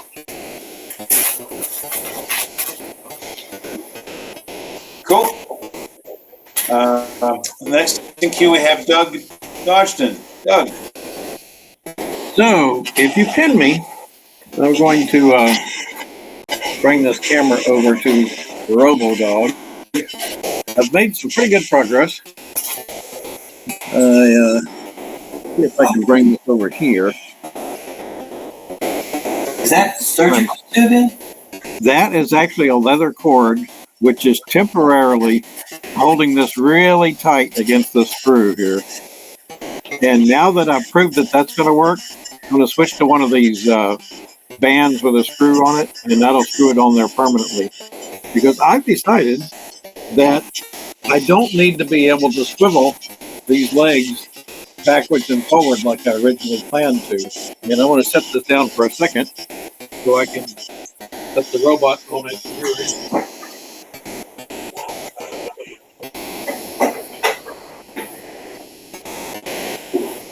And it stayed. That's good. No falling off. Let's see if I'm pointing it here. Carl's note jumped in front of my screen. Right. There. If I make myself big, that helps me too. So this is the robot's butt, or bottom, and you see there's this space between the legs, and I've decided that I can back myself up between those legs. I barely see that.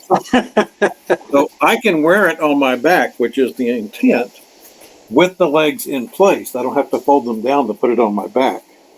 So that means that I don't have to make the legs stable in up and down position, which was giving me a lot of trouble. And now, because I want my star, I'm going to take this robot and put it on the ground.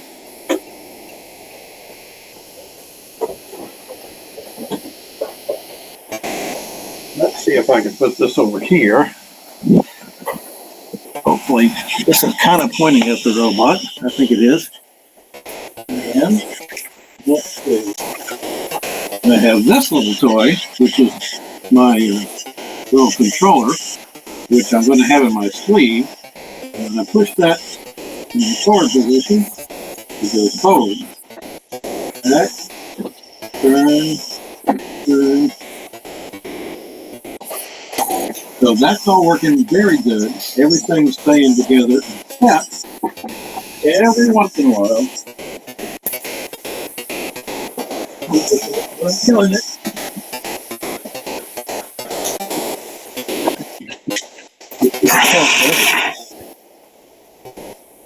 See these wheels here?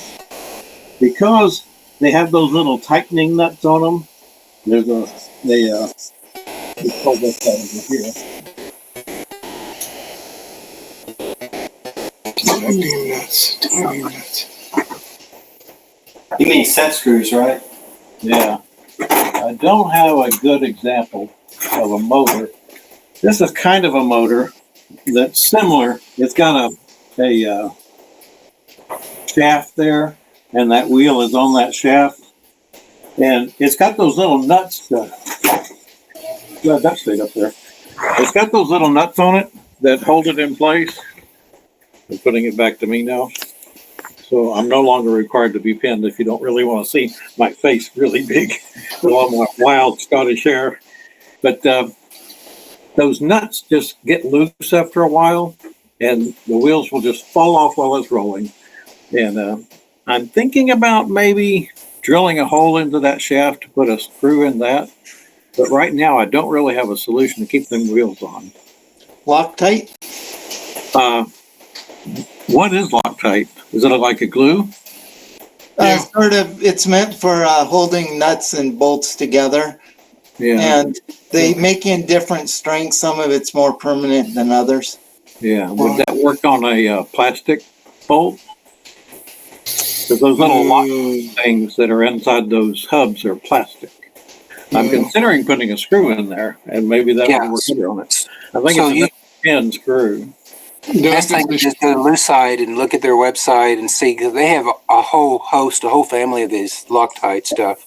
And I would suspect they do have stuff that's compatible with plastic. Yeah. Nylon. I would definitely investigate that, because I'm at my wit's end on why these wheels keep falling off. Vibration works. Although you want to be very careful. You want to be very careful with Loctite on plastic, because I tried to use Loctite on I think it was an acrylic base for hover sim at one point, and the Loctite attacked the plastic and made it crack. Yeah, that's why I was saying you have to go to see their database, their family, and find one that's formulated for the material that's attached to. Right. Right. What about split washers? I don't know how that works. Let me see if I can pull an example out. Loctite and acrylic are not good friends. How we each do these on 3D printers, because a lot of things are acrylic. And instead of using Loctite, if you can borrow some of your wife's nail polish, and that sounds funny, but it'll hold it and it'll be just fine, and they'll break them loose. Yeah, or hot glue works on a lot of plastics. Or file a flat spot on the shaft.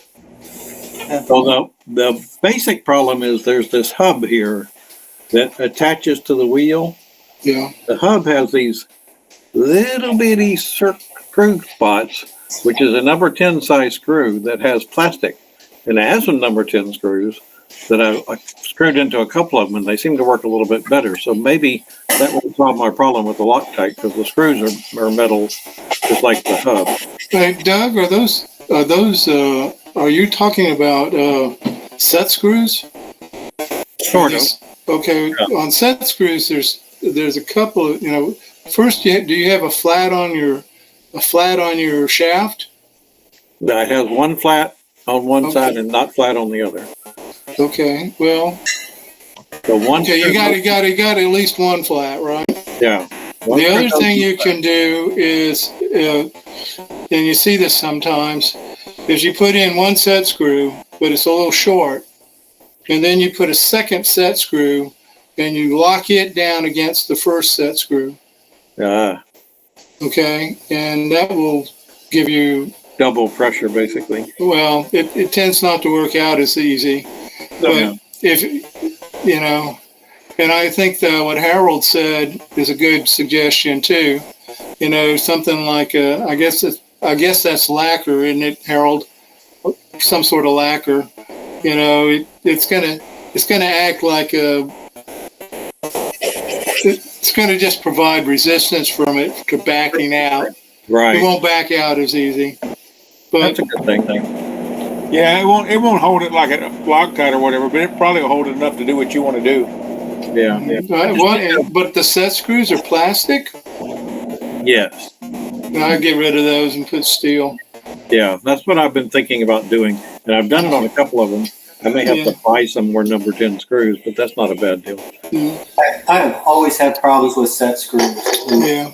Sometimes I see people key it so that you put a slot in the hub and put a slot in the shaft, and then put a key in there to keep it from backing out. So that works. I've seen people do that. Yeah, a keyed shaft is great, but a little bit can be difficult to do.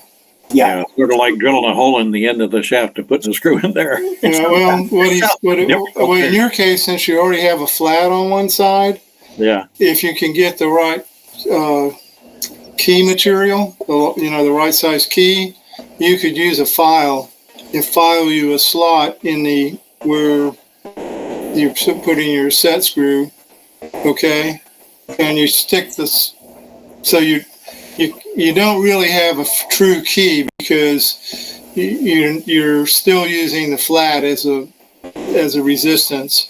Right. In real life, they'd have a key that halfway fits in the shaft and halfway fits in the hub.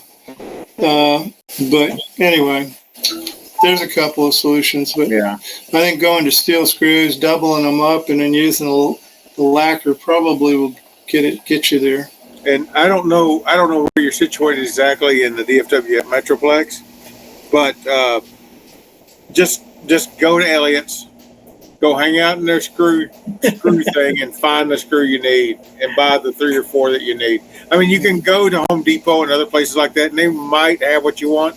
Maybe they do, but I can almost guarantee you roll into Elliott's and there'll be a helpful person there that goes, "Oh, you need one of those?" And he'll tell you in about 10 seconds that, "Oh, we got nothing like this," or "I think it's over there." And you're probably right to it. They're very helpful and they know their product. Yeah, Elliott's is good. I'll keep that in mind too. Yeah, and Doug, the other thing is, if this came from China, it's probably metric. Yes, So it's probably not. Huh? They're number 10 metric holes, and I happen to have a few. Number 10s. Number 10 is imperial. So I could be wrong. When you put that metric is pretty huge. When you number 10 is big. When you put a pound sign number in front of something, that's actually a kind of screw or a bolt there. Oh, I'm sorry. The metric stuff. It wasn't number 10. It'll be 3 by something or 4 by 2.5, whatever. Yeah, I have this box of M stuff, and I was saying 10 when it was really one of those. Yeah, okay. It's probably an M2 or an M2.5 or an M3. So I need to figure out once again which one of those it is, and then I think I was low on them when I tried. Yeah, but if you can get some short ones, try to double them up, see if that helps you any. Good idea. If I can keep them darn wheels on, the thing is basically operational for my thing in April. It's not everything I want it to be, but it's enough that it's operational. Now I need to put together nice to have things. Well, the other thing that would be kind of cool. Well, I'm not going to go there. I was going to say if you had something like the original Google Glass, where you had something that you could see in front of you, so you wouldn't even have to look back at it. That would be cool. You just use your controller to follow you. And anyway. See, I was going to put follow behavior in, and I haven't done that yet. And technically, I don't even have object avoidance in. I have it there. I just haven't wired it in. Yeah. Doug, you want to check the chat notes because Brendan has put in metal and plastic fastener compatible, low strength cyano acrylic. Yeah, thanks, Brendan. I saw that go by, but I didn't look at it yet. Yeah, that's just an example. I suspect there's other, they have literally dozens of formulations. We used them there in aerospace quite a bit. Yeah. But if it's good enough for aerospace, it's good enough for RoboDog. But you have to be careful. You can get the wrong one and you won't get your stuff apart. So, well, at this point, I don't care if it comes apart. I want it together. I'm not planning on taking that wheel off that shaft. I want it to stay on it. Gold star for Doug. Hey. The robot moved. It actually moved in the road too. I mean, that's been the robot killer for many of my attempts. It works in my floor here, but you get it on that road out in the concrete, and it just vibrates loose and everything. Legs are falling down, and it's just been a real bad thing.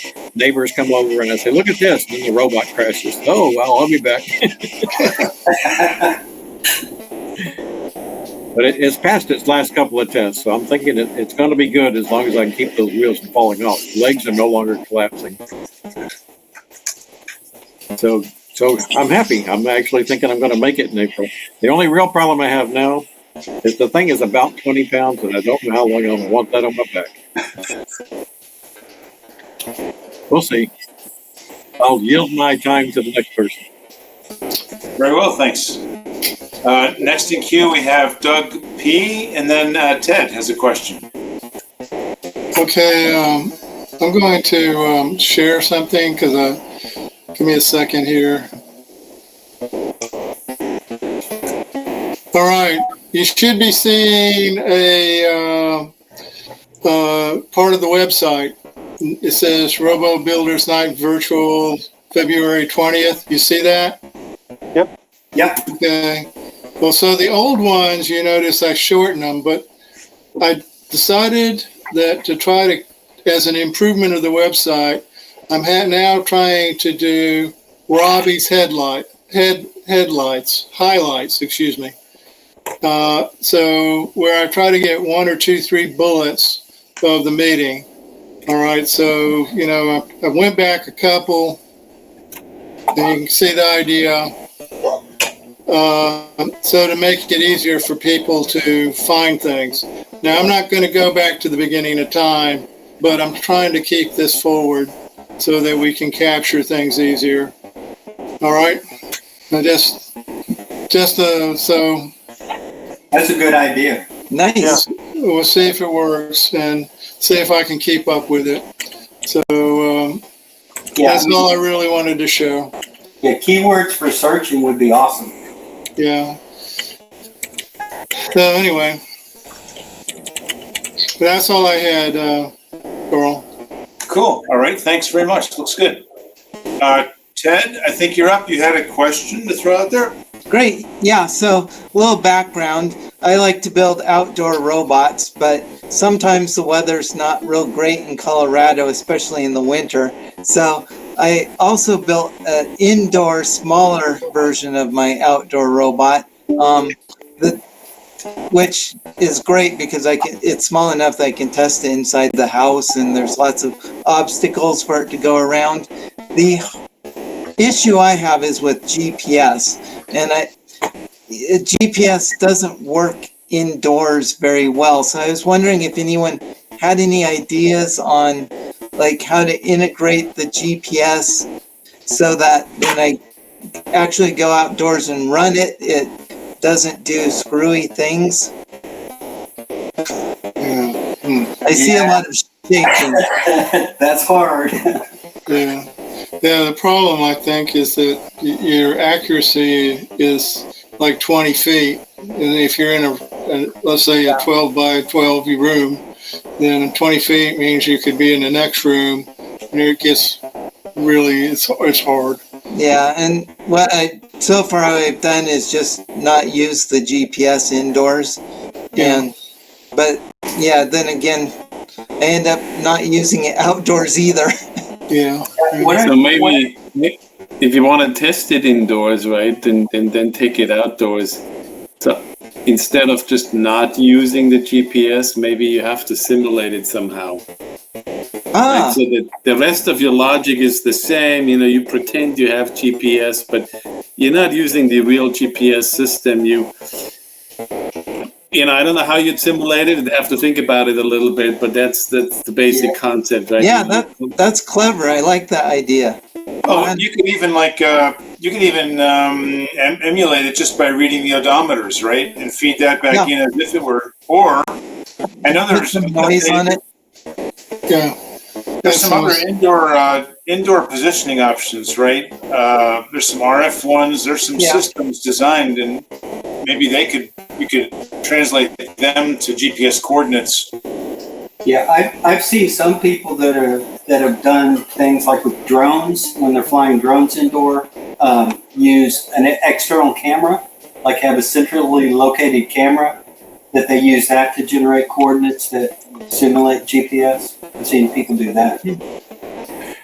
You also can get a repeater. I've met a friend from ham radio. We were using GPS, and he uses a repeater. He pipes it down to his basement, and we were using that. So it take the signal from outside and then sends it down to something indoors. I don't know what it cost. But I asked him I asked him that question. I said, "We're in the basement. How are you getting GPS?" He said, "Oh, there's my repeater over there." So it's a coax of some sort, and but the difference, I guess, is he isn't using the GPS for something that's moving. Yeah, I think so. So I don't know how it translates. I'm just saying that's something he uses. Yeah, GPS is essentially telling you where the antenna is located. So if you left the antenna outside, that's the location you're going to get all the time. Yeah. So maybe so. It's a repeater, not a. So I don't know. Something it may or may not. That's what he does. We weren't using it for robotics. You're right. So it may or may not be applicable. But that's how he was getting you down to the basement. Yeah. I wonder if ham operators like to use GPS because of the very accurate time signals they can get from it. Makes sense. Rather than position information. Yeah, of course, the other problem I have with GPS is I tend to be running my robot outdoors in the evening when the sun's going down, and don't always get the best signal then either. Or at night is completely different than during the day, I found, as far as noise and that sort of thing from the GPS. But really? Oh, that's wild. Yeah, I've had times, I'm testing stuff before a contest, end up doing a lot of testing late at night, and I get a really good signal. Then I go out during the day, and it's not nearly as good. Huh. Wow, that's weird. Yeah. I've seen people do beacons, like indoor beacons, but that's pretty involved. If you're trying to quickly mock up something that simulates GPS, I'm not sure. You might spend more time on getting the beacons to work and localizing from that. Right. Yeah, and that reminded me, at one point I saw something about using Wi-Fi signals as a beacon, but yeah, that sounds difficult also. But I think there's some off-the-shelf systems that they just might get expensive pretty quickly. Yeah. Have you considered moving to the southern states?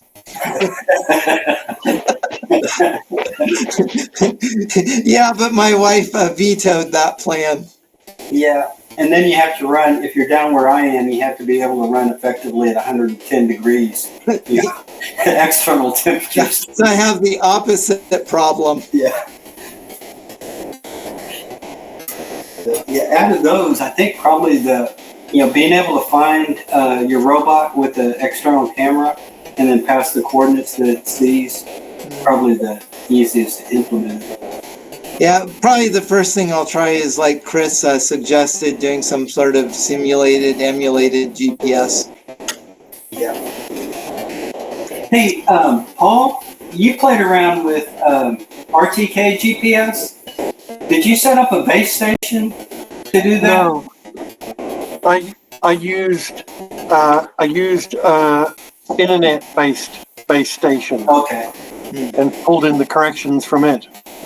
Specifically, I used RTK to go, which is pretty much worldwide, I think. But the privately provided corrections, and it's a little bit spotty. Sometimes stations will be up, sometimes down. but they broadcast corrections over the internet, and then you just pipe them into your receiver. Yeah. I wonder if you located like a base station, an RTK GPS base station at like say one quarter of a room that would share an outside wall, and then localized from that, would that make it easier? RTK is not going to work in those kind of conditions. It won't be able to get enough satellites with a strong enough and coherent enough signal to be concrete about it. You have to have a base plate under an RTK antenna. Otherwise, ground reflections from the GPS signals coming back, reflecting off the ground and entering the antenna from underneath it will confuse it, and it won't be able to find the single solution. Okay. Just, Chad, if you wanted to pursue the GPS thing a little bit more, you could drop in on the Vancouver Robotics Group, because one of their members works professionally in developing embedded computer systems for low Earth orbit satellites. And he's already given us some interesting insight into GPS systems because they use them on board all their satellites to locate them and get time information. It's, for those of you who know John Hyland, who belongs to this group, it's John's brother Dave. He's a member of the Vancouver group. Really, really insightful ideas. Okay. So you might want to ask him that question and see what he says. He would have something to say about it, I'm sure.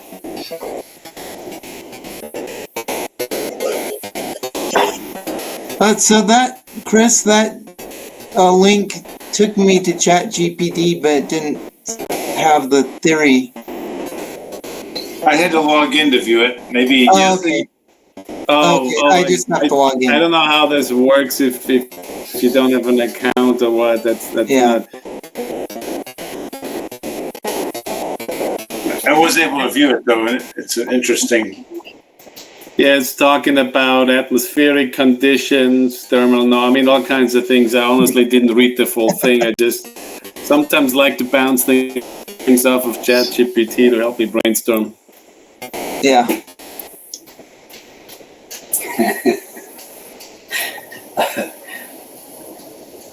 All right. Well, interesting discussion that Dave got into a few weeks back. They were trying to solve the problem of their low Earth orbit satellites failing to use any GPS information in certain parts of their orbits.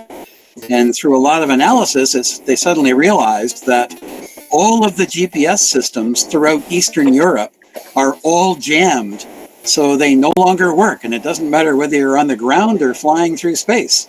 GPS systems in that part of the world no longer work, courtesy of the Ukraine-Russian war. Yeah. Huh. Well, is it just the GPS, or is it also the, GLaSnost or whatever, the Chinese system? Yeah, there are 4 or 5 different GPS systems in the world. They're all blocked. They're all jammed. They're jammed deliberately by military jamming systems. I didn't write any of that code. This project I was telling you about was Pico balloons, and we launch them, and when they fly over that part of the country, world, they go blank. Or they give an erroneous reading. Yeah. Spoofed and redirected. Tommy Autos went out. Sorry. Shows a guy who maintains a website that shows an up-to-date map of the entire world, showing all the areas that are presently GPS jammed. It's an amazing set of information. Well, thanks everyone for the good GPS discussion. I don't think you have a GPS jamming problem in Colorado, though. Yeah, no. At least not an intentional one. Well, the U.S. military occasionally tests their GPS jamming systems in the continental U.S., usually out west. But they always notify people when they do it, and they only do it for a few hours at a time. Yeah. Sometimes in the summer we get thunderstorms that I've noticed will affect the GPS locations. UFOs, maybe some other alien activity. Cool. Well, interesting topic, Ray. We look forward to your high quality findings. I know one of the things was that there's certain leaves on trees that were a quarter wavelength of, the base frequencies of the GPS, and it actually acted as like a shield. Signals wouldn't get through the trees and stuff. But I don't know. Do you have a lot of trees out on your lot, Ted, or? No, just a couple trees, but. Couple trees. Okay. You never know. Okay, I think next, Ray, we had you, then Tom C, and then I have an off-topic deal. So, Ray. Okay. Well, I finally received things from AliExpress. This is one of the FOC driver boards, and on the back it's got pads for an EPS 32 to solder to it, and so that's kind of nice in that all the connections are fixed and you don't have to figure out what to connect to what, or so it's completely integrated. The pins on this side are for the two shaft encoders that come with these simple motors. The shaft encoder is on the back of this one, and it's got the magnet and all that, and I can make it spin. There's a lot of settings that I need to find. I know one of them is the number of poles that the motor has, and I'm pretty certain it was 7 poles for the little motor and 12 poles for the, I don't know if you can see that or not, but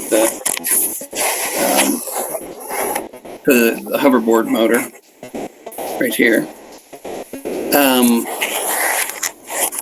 But in the one case, the wires are hanging over there. Okay. There you go. Falling right over the camera.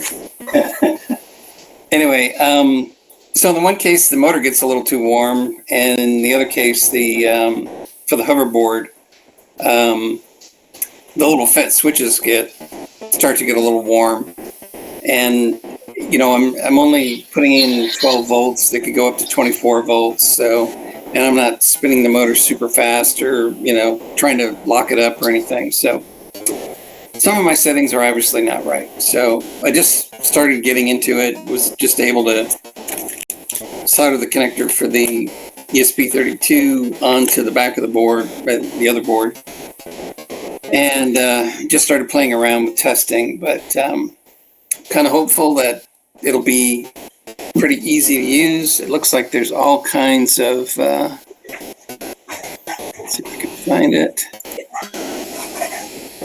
Oops, I'm not presenting.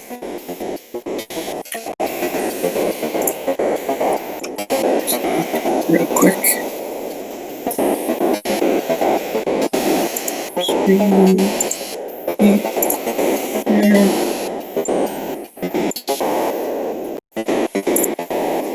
Test code. Yeah, there's like 12 different programs.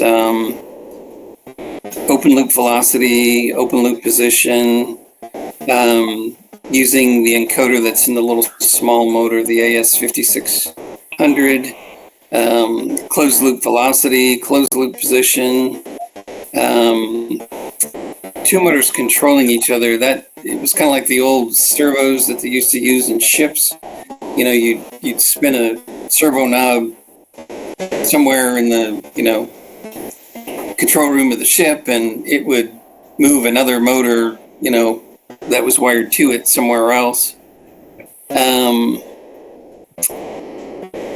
So there's, several different examples. You can use Hall effects with it. You can use traditional quadrature encoders if you want. That are optical, not the magnetic ones that are in that come with the little small motors. Where am I? What are those small motors again that you have? They're actually called gimbal motors. Okay, those are the ones we were talking about the other week, right? Yeah. It's, basically the top part of the motor rotates around. It's got the AS5600 in the bottom that, and a little magnet. I don't know if you can see the magnet. It's kind of the little shiny thing at the base of the black piece. How many counts per rev do you get off that? You can get up to 4,096 on the AS5600. So, it's quite a few. More than enough. Yeah. So it's I was going to stop presenting. So the small motors, are you going to use that for your indoor robot? Is that the idea? They seem to have enough torque. It's like looking online. It doesn't seem like anybody spells out a torque specification, but you can kind of grab them and just try to test them to see how much force they can actually generate. And it seems like it's enough for for a can or 6-can robot. So, and kind of the advantage of that is that you can do closed loop position control where, that's the thing where you can push the robot platform and it'll, move forward and then move back to the position that it was in. So you can get very accurate, angle motion, to rotate to a certain angle. You can go much faster than like a geared motor, like some of the DC motors that I've used. I kind of like to have between 200 and 300 RPMs. You can go up to several thousand RPMs with that motor. If you wanted to, that would be very fast, and it may not have enough power to push it that fast.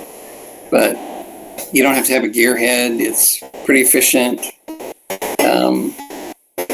And since they have these boards that pretty much are a complete subsystem, you give it commands over a serial interface, and it'll either rotate to a position that you tell it to, or rotate at a certain whatever velocity you specify. So right, it's pretty handy. So it's kind of like the Tesla car. You can have incredible acceleration and high speed. I don't think, do Teslas have a transmission? I don't think they do they? Nope. I don't it's think direct drive right to the wheels, right?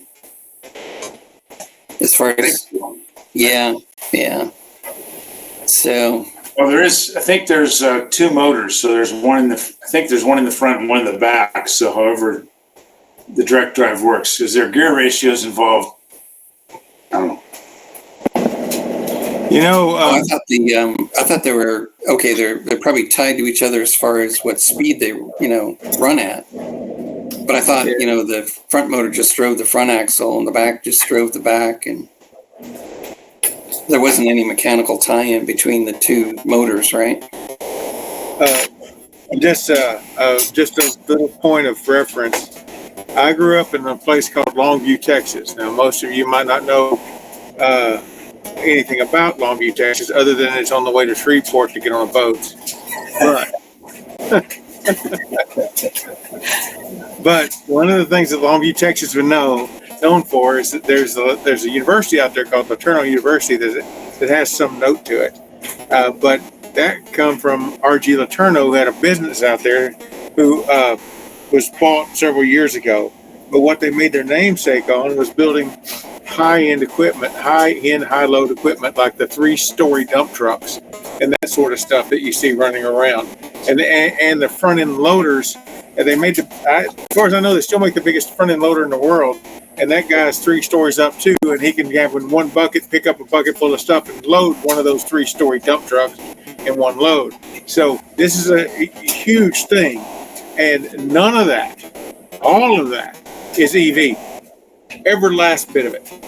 What they do is, what they were having problems with was back in the day was getting linkages to make that stuff work. So down there in Longview, they make their own electric motors. They make their own engines. They're diesel. They generate 600 volts electricity at about 1 billion amps, and they're routing current and voltage through wires, and it's all computer controlled. Of course, they make all their electronics and all that kind of stuff too, or they did it one time anyways. And so all of those have been EV for a very, very long time, just simply because you're trying to get a shaft between these two things. I got to run over, I got a boulder, right? How am I going to have put that much torque and that much energy at a distance out of all that space? Well, every one of those things is one big old motor, and we put enough juice into anything, it'll move, right? At least that's the idea anyhow. And those things are really cool to watch go and, crush cars and stuff like that. But yeah, anyway. Don't they have the motors in the wheel? In the wheel, absolutely. They have the motors in the wheel. So when it's computer controlled, if one's slipping and one's not, they can balance the wheel drive and all that kind of stuff as they're going down the road or going through the swamp or wherever they got to go through. Yeah. Really cool. Anyway, so there's definitely some advantages to it, and especially if somebody's already figured out, all the pin connections and fail safes and all that. And yeah, I'm interested in that. I'd be interested to hear your progress on that and see how it works, so I can steal the idea off of you when you get it right.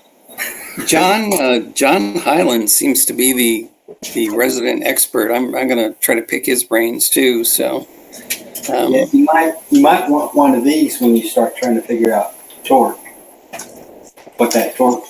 This is a. Oh, you got a spring scale? Yeah. I've got like a few of them, so you can. Oh wow! You're covered for several ranges. Computerized versions too. Yeah. Well, those were that set of 5. It covers all. I mean, from 500 newtons on down, and all that. That was like $10 from Amazon. So. Wow. I couldn't find one of the. I was thinking about the digital ones, but I couldn't find one for $10. So there you go. Yep. Put a lever arm on it, and you're good to go. Yeah. So, anyway, so I wanted to use them for the very small, and for this guy, and for the very big, the hoverboard motors. Or well, I don't know, it's that very big, but big in comparison to this little thing. So, yeah, that's something I'm going to have difficulty with. Is figuring out.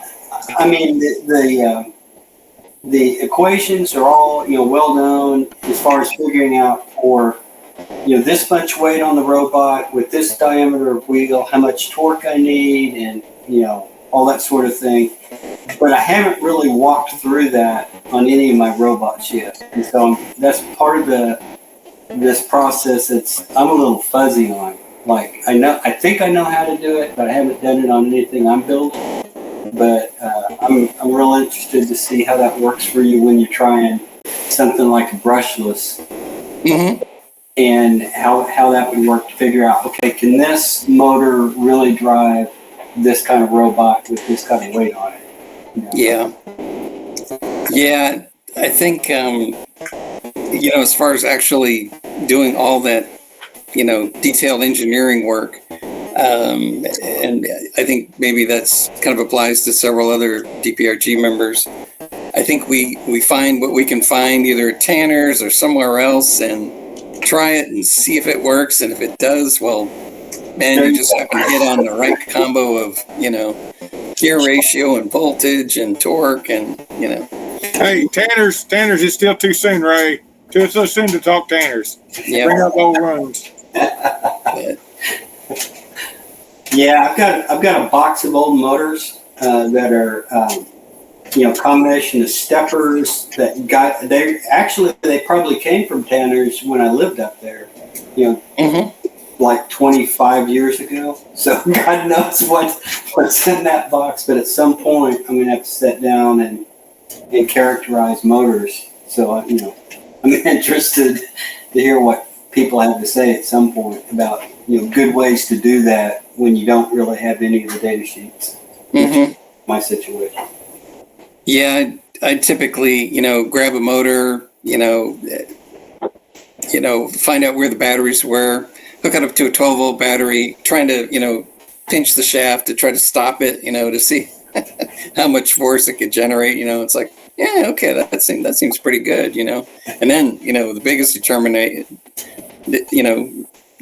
determinator was of course, the price. The Tanner price was like, yeah, okay, Yeah. So when you do that, how much current draw you get might be kind of important when you almost stall it but not quite stall it. Yeah. Yep.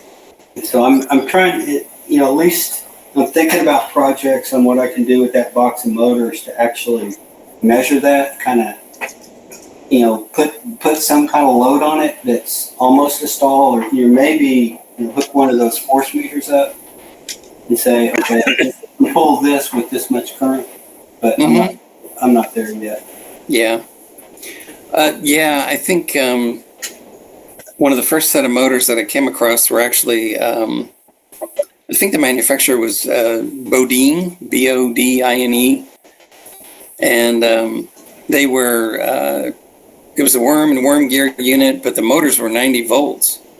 And I actually tried using an inverter to, generate the higher voltage from a 12-volt battery, and rectifying it, and then using triacs and back-to-back SCRs to, apply a certain amount of energy to it, but it's all 60 cycle stuff. So, and had it working for a while, and then took it all apart, and they're just sitting over there now.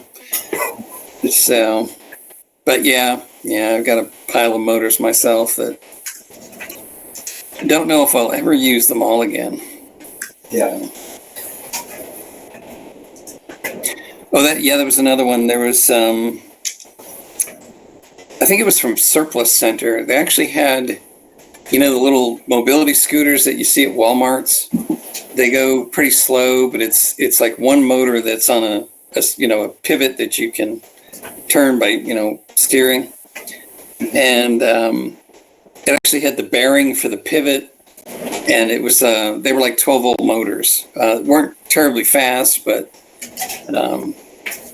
again, they were just surplus stuff, and they were trying to get rid of them. And so it kind of reminds me of what one of the DPRG members, he died recently. Can't think of. He had a one-wheeled tabletop robot platform. Anyway. Will. No, that's right. Yeah. Those things kind of remind me of that. It's like you have a pivot and one DC motor, and that's turning and driving and everything all combined in one. So. Yeah, I'm really interested in your project. Anyway, too much stuff, too little time. Very much so. All right, thank you, Ray. Next in line, we have Mike, and then I. Yeah, I think Tom's there, right? Oh, Tom. I'm sorry. Ray, Tom first, then Mike. Tom, what do you got? Okay. First of all, I admit that I am always in awe when I see students who build incredibly complex and capable engineering projects. The many, many years I spent involved in science and engineering fair, managing and judging, I've always been impressed by what kids can do, and some of them clearly outshine anything I could ever do. And this Iron Rain group looks like they're in that category. That's pretty impressive stuff. I'm going to point my camera down a bit. You may want to pin my picture. That's what I'm going to do. So my meager contribution here is my 6-can robot attempt. At this point, what I've done is designed a small finite state machine, which I'm using to control the can grabbing arms and the logic associated with it as a module test. So I'll show you that. And we'll talk about what it hooks up to later, which will be next week maybe. So normally the robot would go looking for cans and walk into them and then grab the can. And at this point, the robot has managed to grab the can and will hang on to it. During the period of time when the state machine is grabbing onto the can, it will request control of the motors because it wants to ensure that the robot isn't moving so fast that it bowls over the can. So it'll slow the motor down. Once it's grabbed onto the can, it releases the motor back to the subsumption logic. I've coded the subsumption logic, the arbitration logic, and its data structure, but haven't got any of it running yet. That'll be another day. So what this thing does now is it's simply waiting to be told to let go of the can, which would come from navigation logic, which is going to take it to the goal. Once it does that, then it will let go of the can and also take control of the motors for a short period of time in order to be able to back away from the can as well. This thing has a few additional modes. For instance, if it attempts to grab the can and misses, then it's smart enough to give up really quick and carry on. So that's all there is to that. More as it happens. Questions? Very cool. My just so you can see, I really, let me put this thing back up here. I really do formal design, but that's the state design. Yeah, excellent. At least it's not all in my head, right? So no coffee cup stains on that or anything, you know that. Pardon me? I said no coffee cup stains on that thing, or it's kind of like a document. No, it's a little haywired. I'm much more comfortable drawing on paper still. I've been looking at a couple of different state machine documentation tools to clean this up. One of them is far too simple for this design. And the other one, I don't know how effective it is. It's probably designed more for a Moore type state machine, and this is much closer to a Mealy type design, for those of you that know, that have looked hard enough into it to know the difference. Yep. Oh, wow. Yeah, me too. So anyway, it seems to be working. How can you tell if it doesn't grab a can? Let me point this back down again. Got two switches on it there. Yeah, I do. Yeah. So I can see it as well. The switch in the center, of course, will detect the can. And on the arms, there are small micro switches. Oh, I see them. And as long as one of those micro switches is able to detect the can, preferably both, but one is sufficient. And once it grabs onto the can, then when it gets to the point where the state machine is satisfied it's got a can, it no longer monitors the switches. Because the assumption is that once you've got a hold of the can, you're not going to let it go. The only reason why the thing will back away is under these conditions where it never sees the micro switches on the arms identify contact with a can. The state machine will watch for the detection of the can on the state machines and then will tighten a little bit more in order to make sure that it's got a good firm grip on the cans. These cans are, I didn't realize how thin they are. I don't want to crush them. Yeah. So are you using your server arm travel distance to tell whether you've got a can or not? No, I'm not. I'm only using the switches. Okay. And I mean, I monitor how far I'm moving the arms because I don't want to overrun the arms into each other too much. You can see they're programmed just a touch, and then if you got to that point and didn't pick up a can, then they open again right away.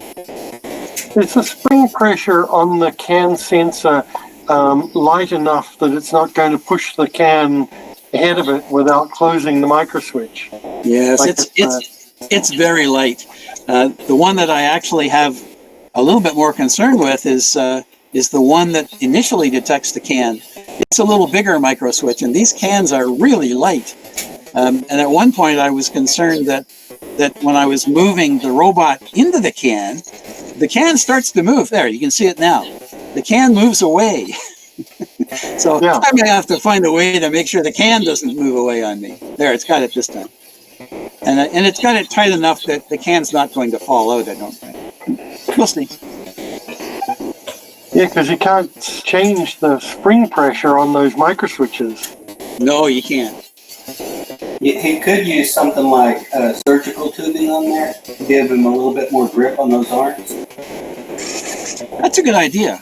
Something that would allow the can to not slide quite so much. So, we'll see. What I'd really like to do is put a little bit more weight in the can.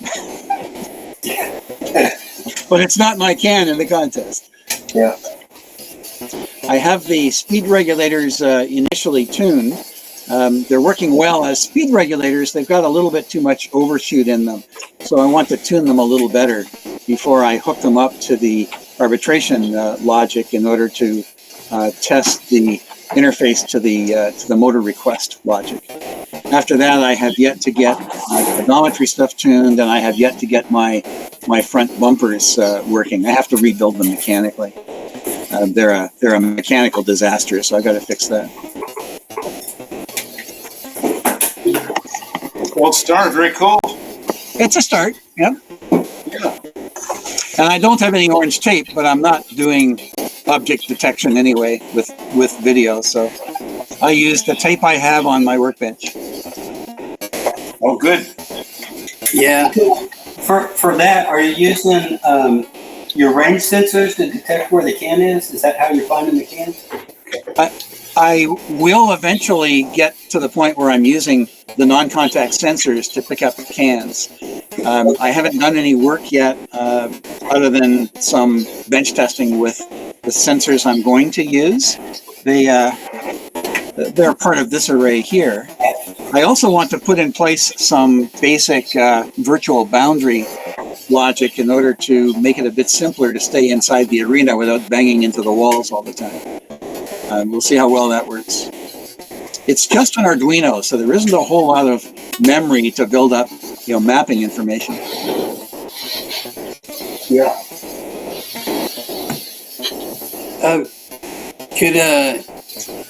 Could you guys pin me for a sec? I wanted to show you something.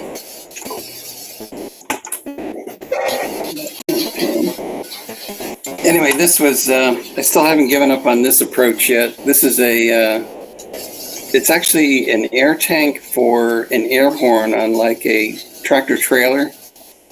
And this thing right here is a solenoid valve.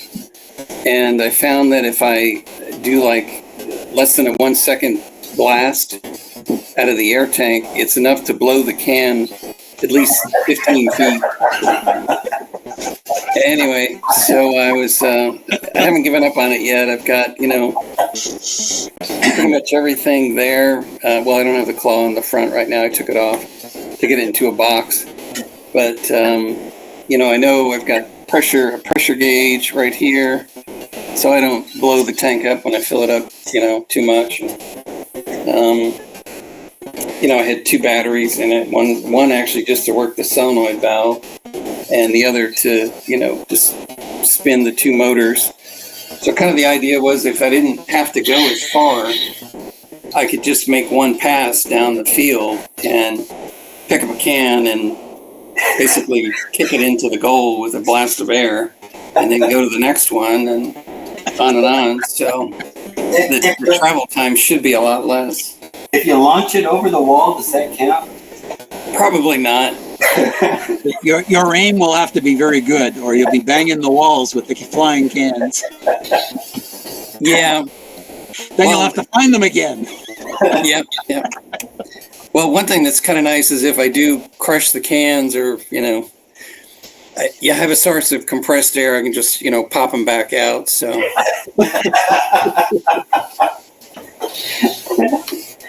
Back when my son was a kid doing model railway stuff and decided he wanted to get into air painting his model stuff, the air paint guns for model painting are cheap, but an air compressor is really expensive.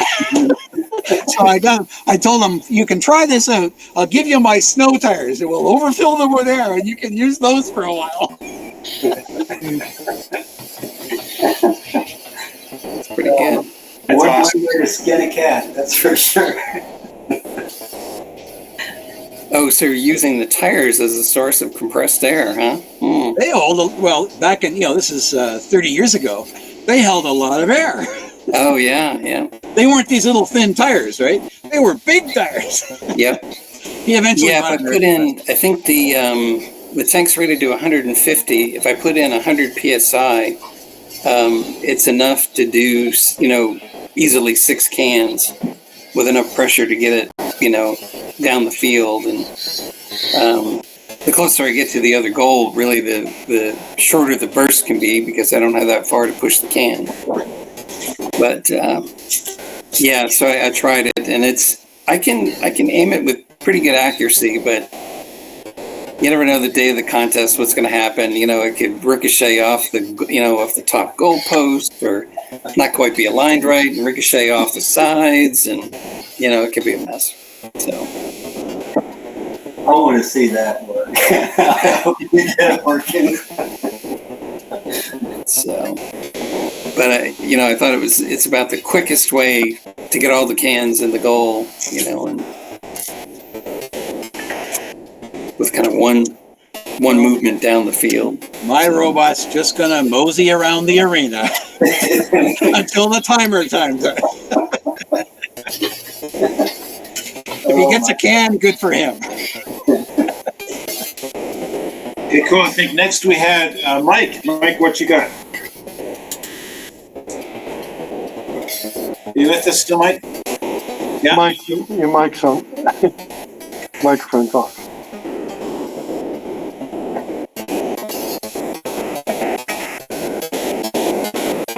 Oh, he's having audio problems again. I don't know what it is tonight with audio problems, because I had them earlier. I've had network connectivity too, on one machine, not the other. I don't get it. Mike, we see a wave.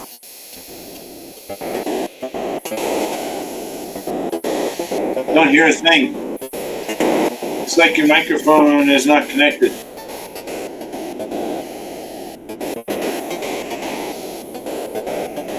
Yeah, I'm not hearing anything, Mike.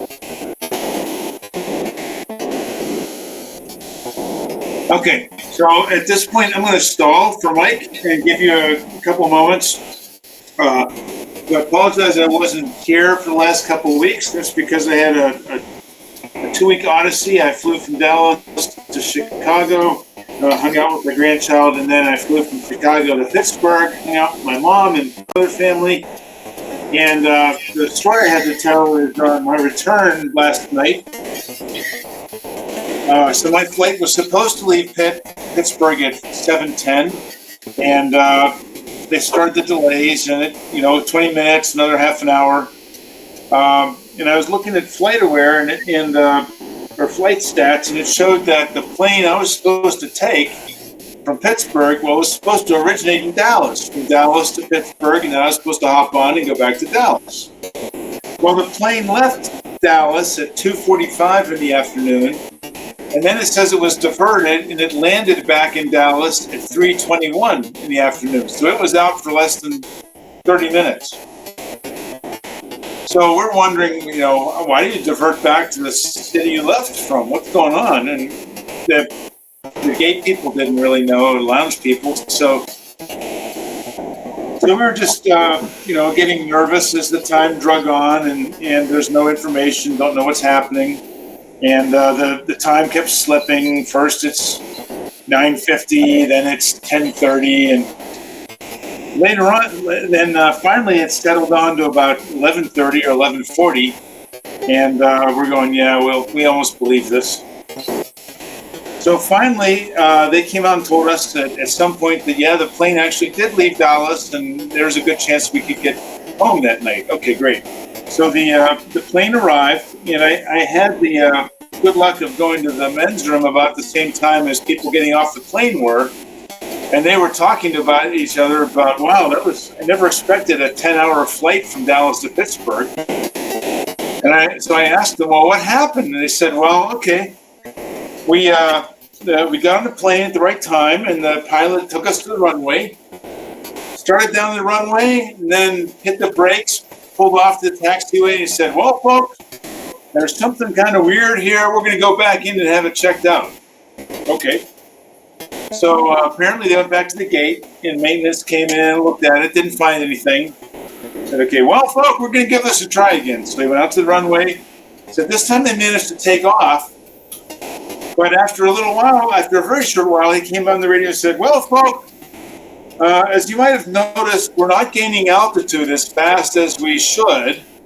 So we're going to turn around and make an emergency landing. But don't worry, they're going to stop all the other traffic for us. Now, you might see some emergency vehicles and fire trucks, but I wouldn't worry. This is just standard procedure. So they turned around and landed again, and then said, "Well, folks, okay." So they wound up changing over to a fresh plane and a fresh crew. So I got a fresh plane with a crew that didn't time out, but it meant that I didn't land until 2 in the morning instead of 9:30. So that was 3 in the morning body clock time. But anyhow, that's my story. Oh, wow. Don't worry, folks. It's an emergency landing. We do the fill time. We don't know what's wrong, but we think we can land, but it's an emergency. So. Oh my God. What he should have said is, from what I understand, it's standard procedure, but this is my first flight, so I don't really know. Damn, I wish the instructor was with me. Yeah, I used to do field service for a company called Fault Finders when I lived in New York, and had to fly to remote locations, all over the kind of the northern central states, and that was kind of our territory. And I remember one time, getting in this little plane. It was pretty much, open cockpit. You could see the pilot and the co-pilot in front of you, and there was one row of seats on one side, and I think either one or two, I can't remember, on the other side. Anyway, so similar sort of thing. We're trying to get everybody in, and we take off. We just get airborne. A little light comes on above, kind of in the middle between the pilot and co-pilot, and so they, push the plane, kind of almost like dives back down to make it back to the end of the runway, and stops kind of abruptly at the end of the runway, and guy comes back, and I'm not sitting like directly across from the door, but like one seat behind. And so the co-pilot comes back and he starts slamming the door, and he's looking at the light up on above where the pilot and co-pilot are, and can't seem to get it to go off, so he comes back and slams it some more. It finally goes off. So takes off again, little light pops on again, back down, same thing, he's wailing on the door, trying to get this door to shut, and, the light to go out. And so at that point, the pilot reaches up and he just unscrews the bulb.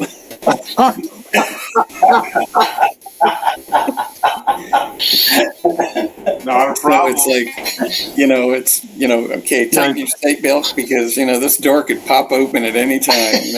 And you're like, excuse me, flight attendant, more booze. Carl, if we're, I don't know if Mike's got his audio back yet, but if he doesn't, well, I've got a demo for him. So before he disappears, I'd like to show that. And so this, because Mike, I think you can hear us clearly, and we'd exchanged some emails about your 3 8x8 time of flight sensors, and you currently you showed them at the last monthly meeting with a 8x8 array of numbers that expressed the range detected by each of the 64 time of flight cells. And I thought, so I guess disclaimer, I'm perhaps copying Carl and chasing the next shiny thing, or maybe I'm procrastinating from converting my Mobot's agent to ROS2, which is a rather painful job. But anyway, I built or suggested to you, Mike, that a colorized GUI that showed the range might be a nice thing, and particularly if it was ROS2 compatible, because you're using ROS2 on your robot. And so I did that, and I'm going to show that, and it was quite enjoyable and interesting, because I've for a long time wanted to learn a bit of GUI stuff, and this seemed like a good excuse to learn some GUI stuff. And so I read up, and tkinter is the simplest GUI that there is, apparently, and it's built into Python. But what we've got here is a range pub. So that's publishing a range.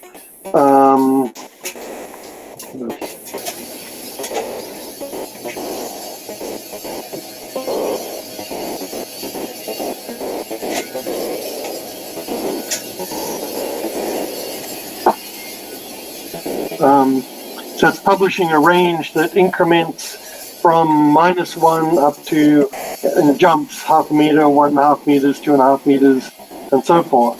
And then this app, TK app, actually has 2 threads in it: a subscriber thread and a TK thread, because apparently TK is not thread safe. And so you have to do everything that you're going to do in TK in the one thread. And so anyway, this is an 8x8 array, and it resizes nicely, and prints out I need to do something about the foreground color because it's not always visible, but it goes from a range of red is closest to green through to blue as being furthest away at about 6 meters, and then once it goes beyond that, it goes to gray. So anyway, that's all I had. So if you have, I think I have to imagine you're publishing an array of 60. You told me you were publishing an array of 64 ints as millimeters, number of millimeters of range from each of the off cells. So if you would like to send me your message format, I can test it, use that format and send it to you as something that displays this. That's all I had. It's just, it was fun. Paul, couldn't he send you a bag and then you could read the bag? Yeah, that's a good point, Doug. Yeah, absolutely, you could send me a bag. Didn't think about that. Mike's talking away and we're not hearing him. Oh no, Mike, sorry. We don't hear a word you're saying, Mike. So anyway, it's just standard ROS stuff. You got a range list, a callback, and you got a range to color converter, and The update display does TK stuff along with the window thread, does TK stuff to cause this display to happen. So it was really fun to build. Took just, maybe a couple of days or so, and I learned about GUIs. I've always wanted to know how to do a GUI, and so now I know a whole lot more than I did. I've seen a lot of people use Decanter or PyQt. Hey, Mike, if you got a statement or something you want to say really bad, put it in chat.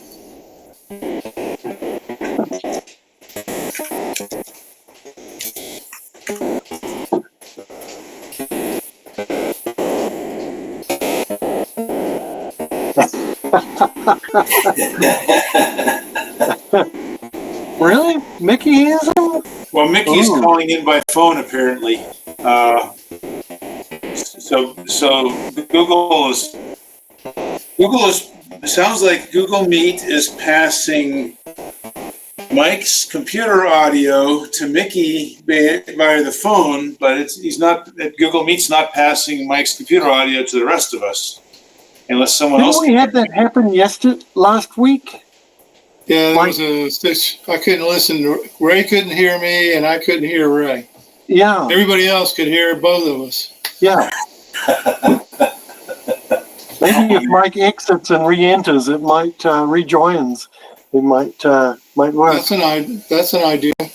Yeah, maybe they're using ROS2 DDS, because I had that kind of problems with the ROS2 DDS. One node can't hear. I don't know. Anymore, I'm chalking things like this up to Google's circle bike mentality, but that's another thing. They keep running into sloppiness.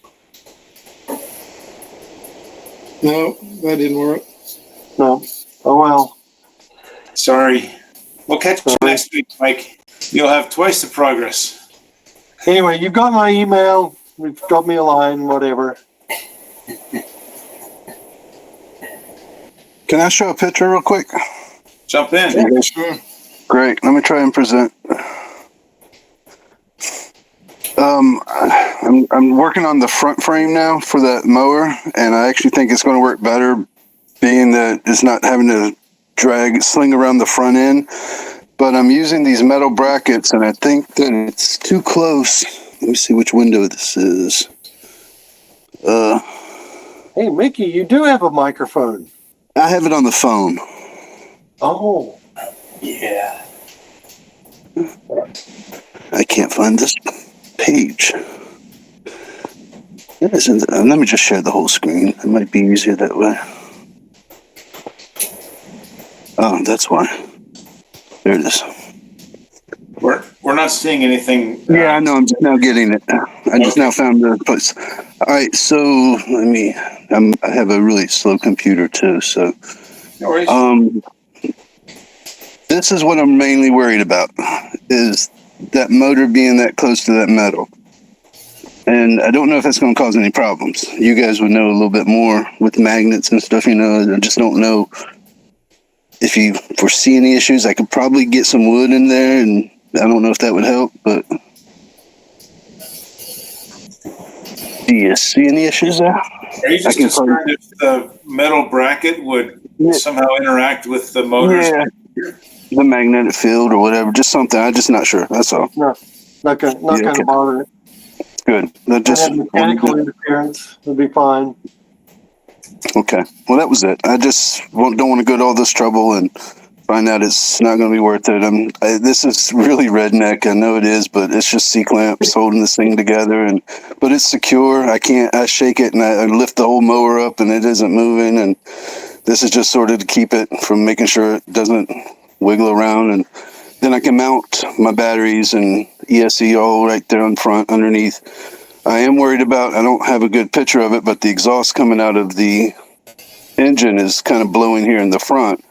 I'd like to see if I can deflect it either up or at least to the left a little bit, just sort of keep the heat off of the batteries and ESCs, which will be right up underneath here. So I'm going to have a little box that, will house all the electronics. I got like 3 inches before it starts getting ground level. So that eases my mind a great deal. So thank you. Awesome. I didn't know you were a mower guy, Mickey. That's great. That makes 3 of us. I didn't even know I was a robot guy until, last year, whenever I decided to do the remote control. I saw it on YouTube and I said, why not? And just using the ride-on motors from, little cars for the kids and stuff. And seems to be working out pretty good. Let's see. You can see the hubs. I don't know if I can zoom in on this or not. So the wheels are connected statically to that board that has the brackets on it? No, the board is just there so I can actually mount some stuff off. The wheels are the motor. There's an axle for the original mount point for the mower's wheels.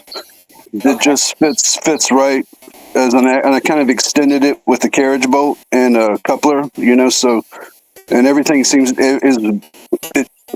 everything's held together nice and tight, and it worked fine last year. And I anticipate that part will be fine. These are heavier wheels than last year, so and I've never done the front wheel yet. I just think it's going to work better having the front wheel powered. And if worse comes to worse, I'll still go 4-wheel drive. But I really want to start off this year with just front wheel drive, just to see how it's different from the rear wheel drive, which was just horrible. And I anticipated, but that's just it. It was easier to connect the frame with my limited knowledge and skill at the rear. It was all kind of ready made for me, and this was going to be a little more complicated for me. And as you can see, it's not the greatest job, but I think it'll do, and that's all I care about right now. Yeah, I'm just trying to figure out whether there's going to be any flex between that motor and the part that the brackets going to be put on. So, electrically it wouldn't be a problem, but if you're pushing that wheel up into that bracket, it might be. There shouldn't be any flex. The gearbox doesn't move. It might move up and down when I change directions, but that's I'm going to have another support underneath to kind of mitigate that movement. It doesn't move at all up. The board here keeps it locked in place. So I just have to worry about the down part whenever I change directions, and I already have an idea of how I can fix that. So there shouldn't be any flex. This is all mounted to the frame of the mower. So it's just supported by the mower. So it's totally separate from that. It's just there to give me something to attach to. Yeah, it shouldn't be a problem. Yeah. I'll get better pictures later. This is just all I have right now. I just mainly wanted to kind of give you an idea of what I was doing. And then the biggest thing was making sure that metal wasn't going to be an issue. So thanks, guys. That's cool. Cool. Sure. Yeah, that's cool. Matt, are you doing RC control on that, or is it going to be? Yes. All right. For right now, that's all it is. Can you hear me? Yeah. Okay. Just want to make sure. I do want to go to, obviously, motor controller, and I'm hoping to start that this coming year. But I'm not 100% sure if I'll get everything in place for that, but I'm making progress. Awesome. Thanks to you guys. Cool. All right. So we're now at 3 hours, 10:30. So are we, is there any more that we've missed? Any other updates for tonight? No, my robot still doesn't move, so yeah. Oh boy. Mike, and now see your microphone shows a mute symbol, so maybe, I don't know if your audio might work at some point, but maybe next week. Yeah, no audio. Okay, sorry. Well, with that, then I propose that we call it a good discussion tonight. Good evening, and we look forward to next weekend. Have a good night, guys. Good meeting. Good night, everyone. Bye for now.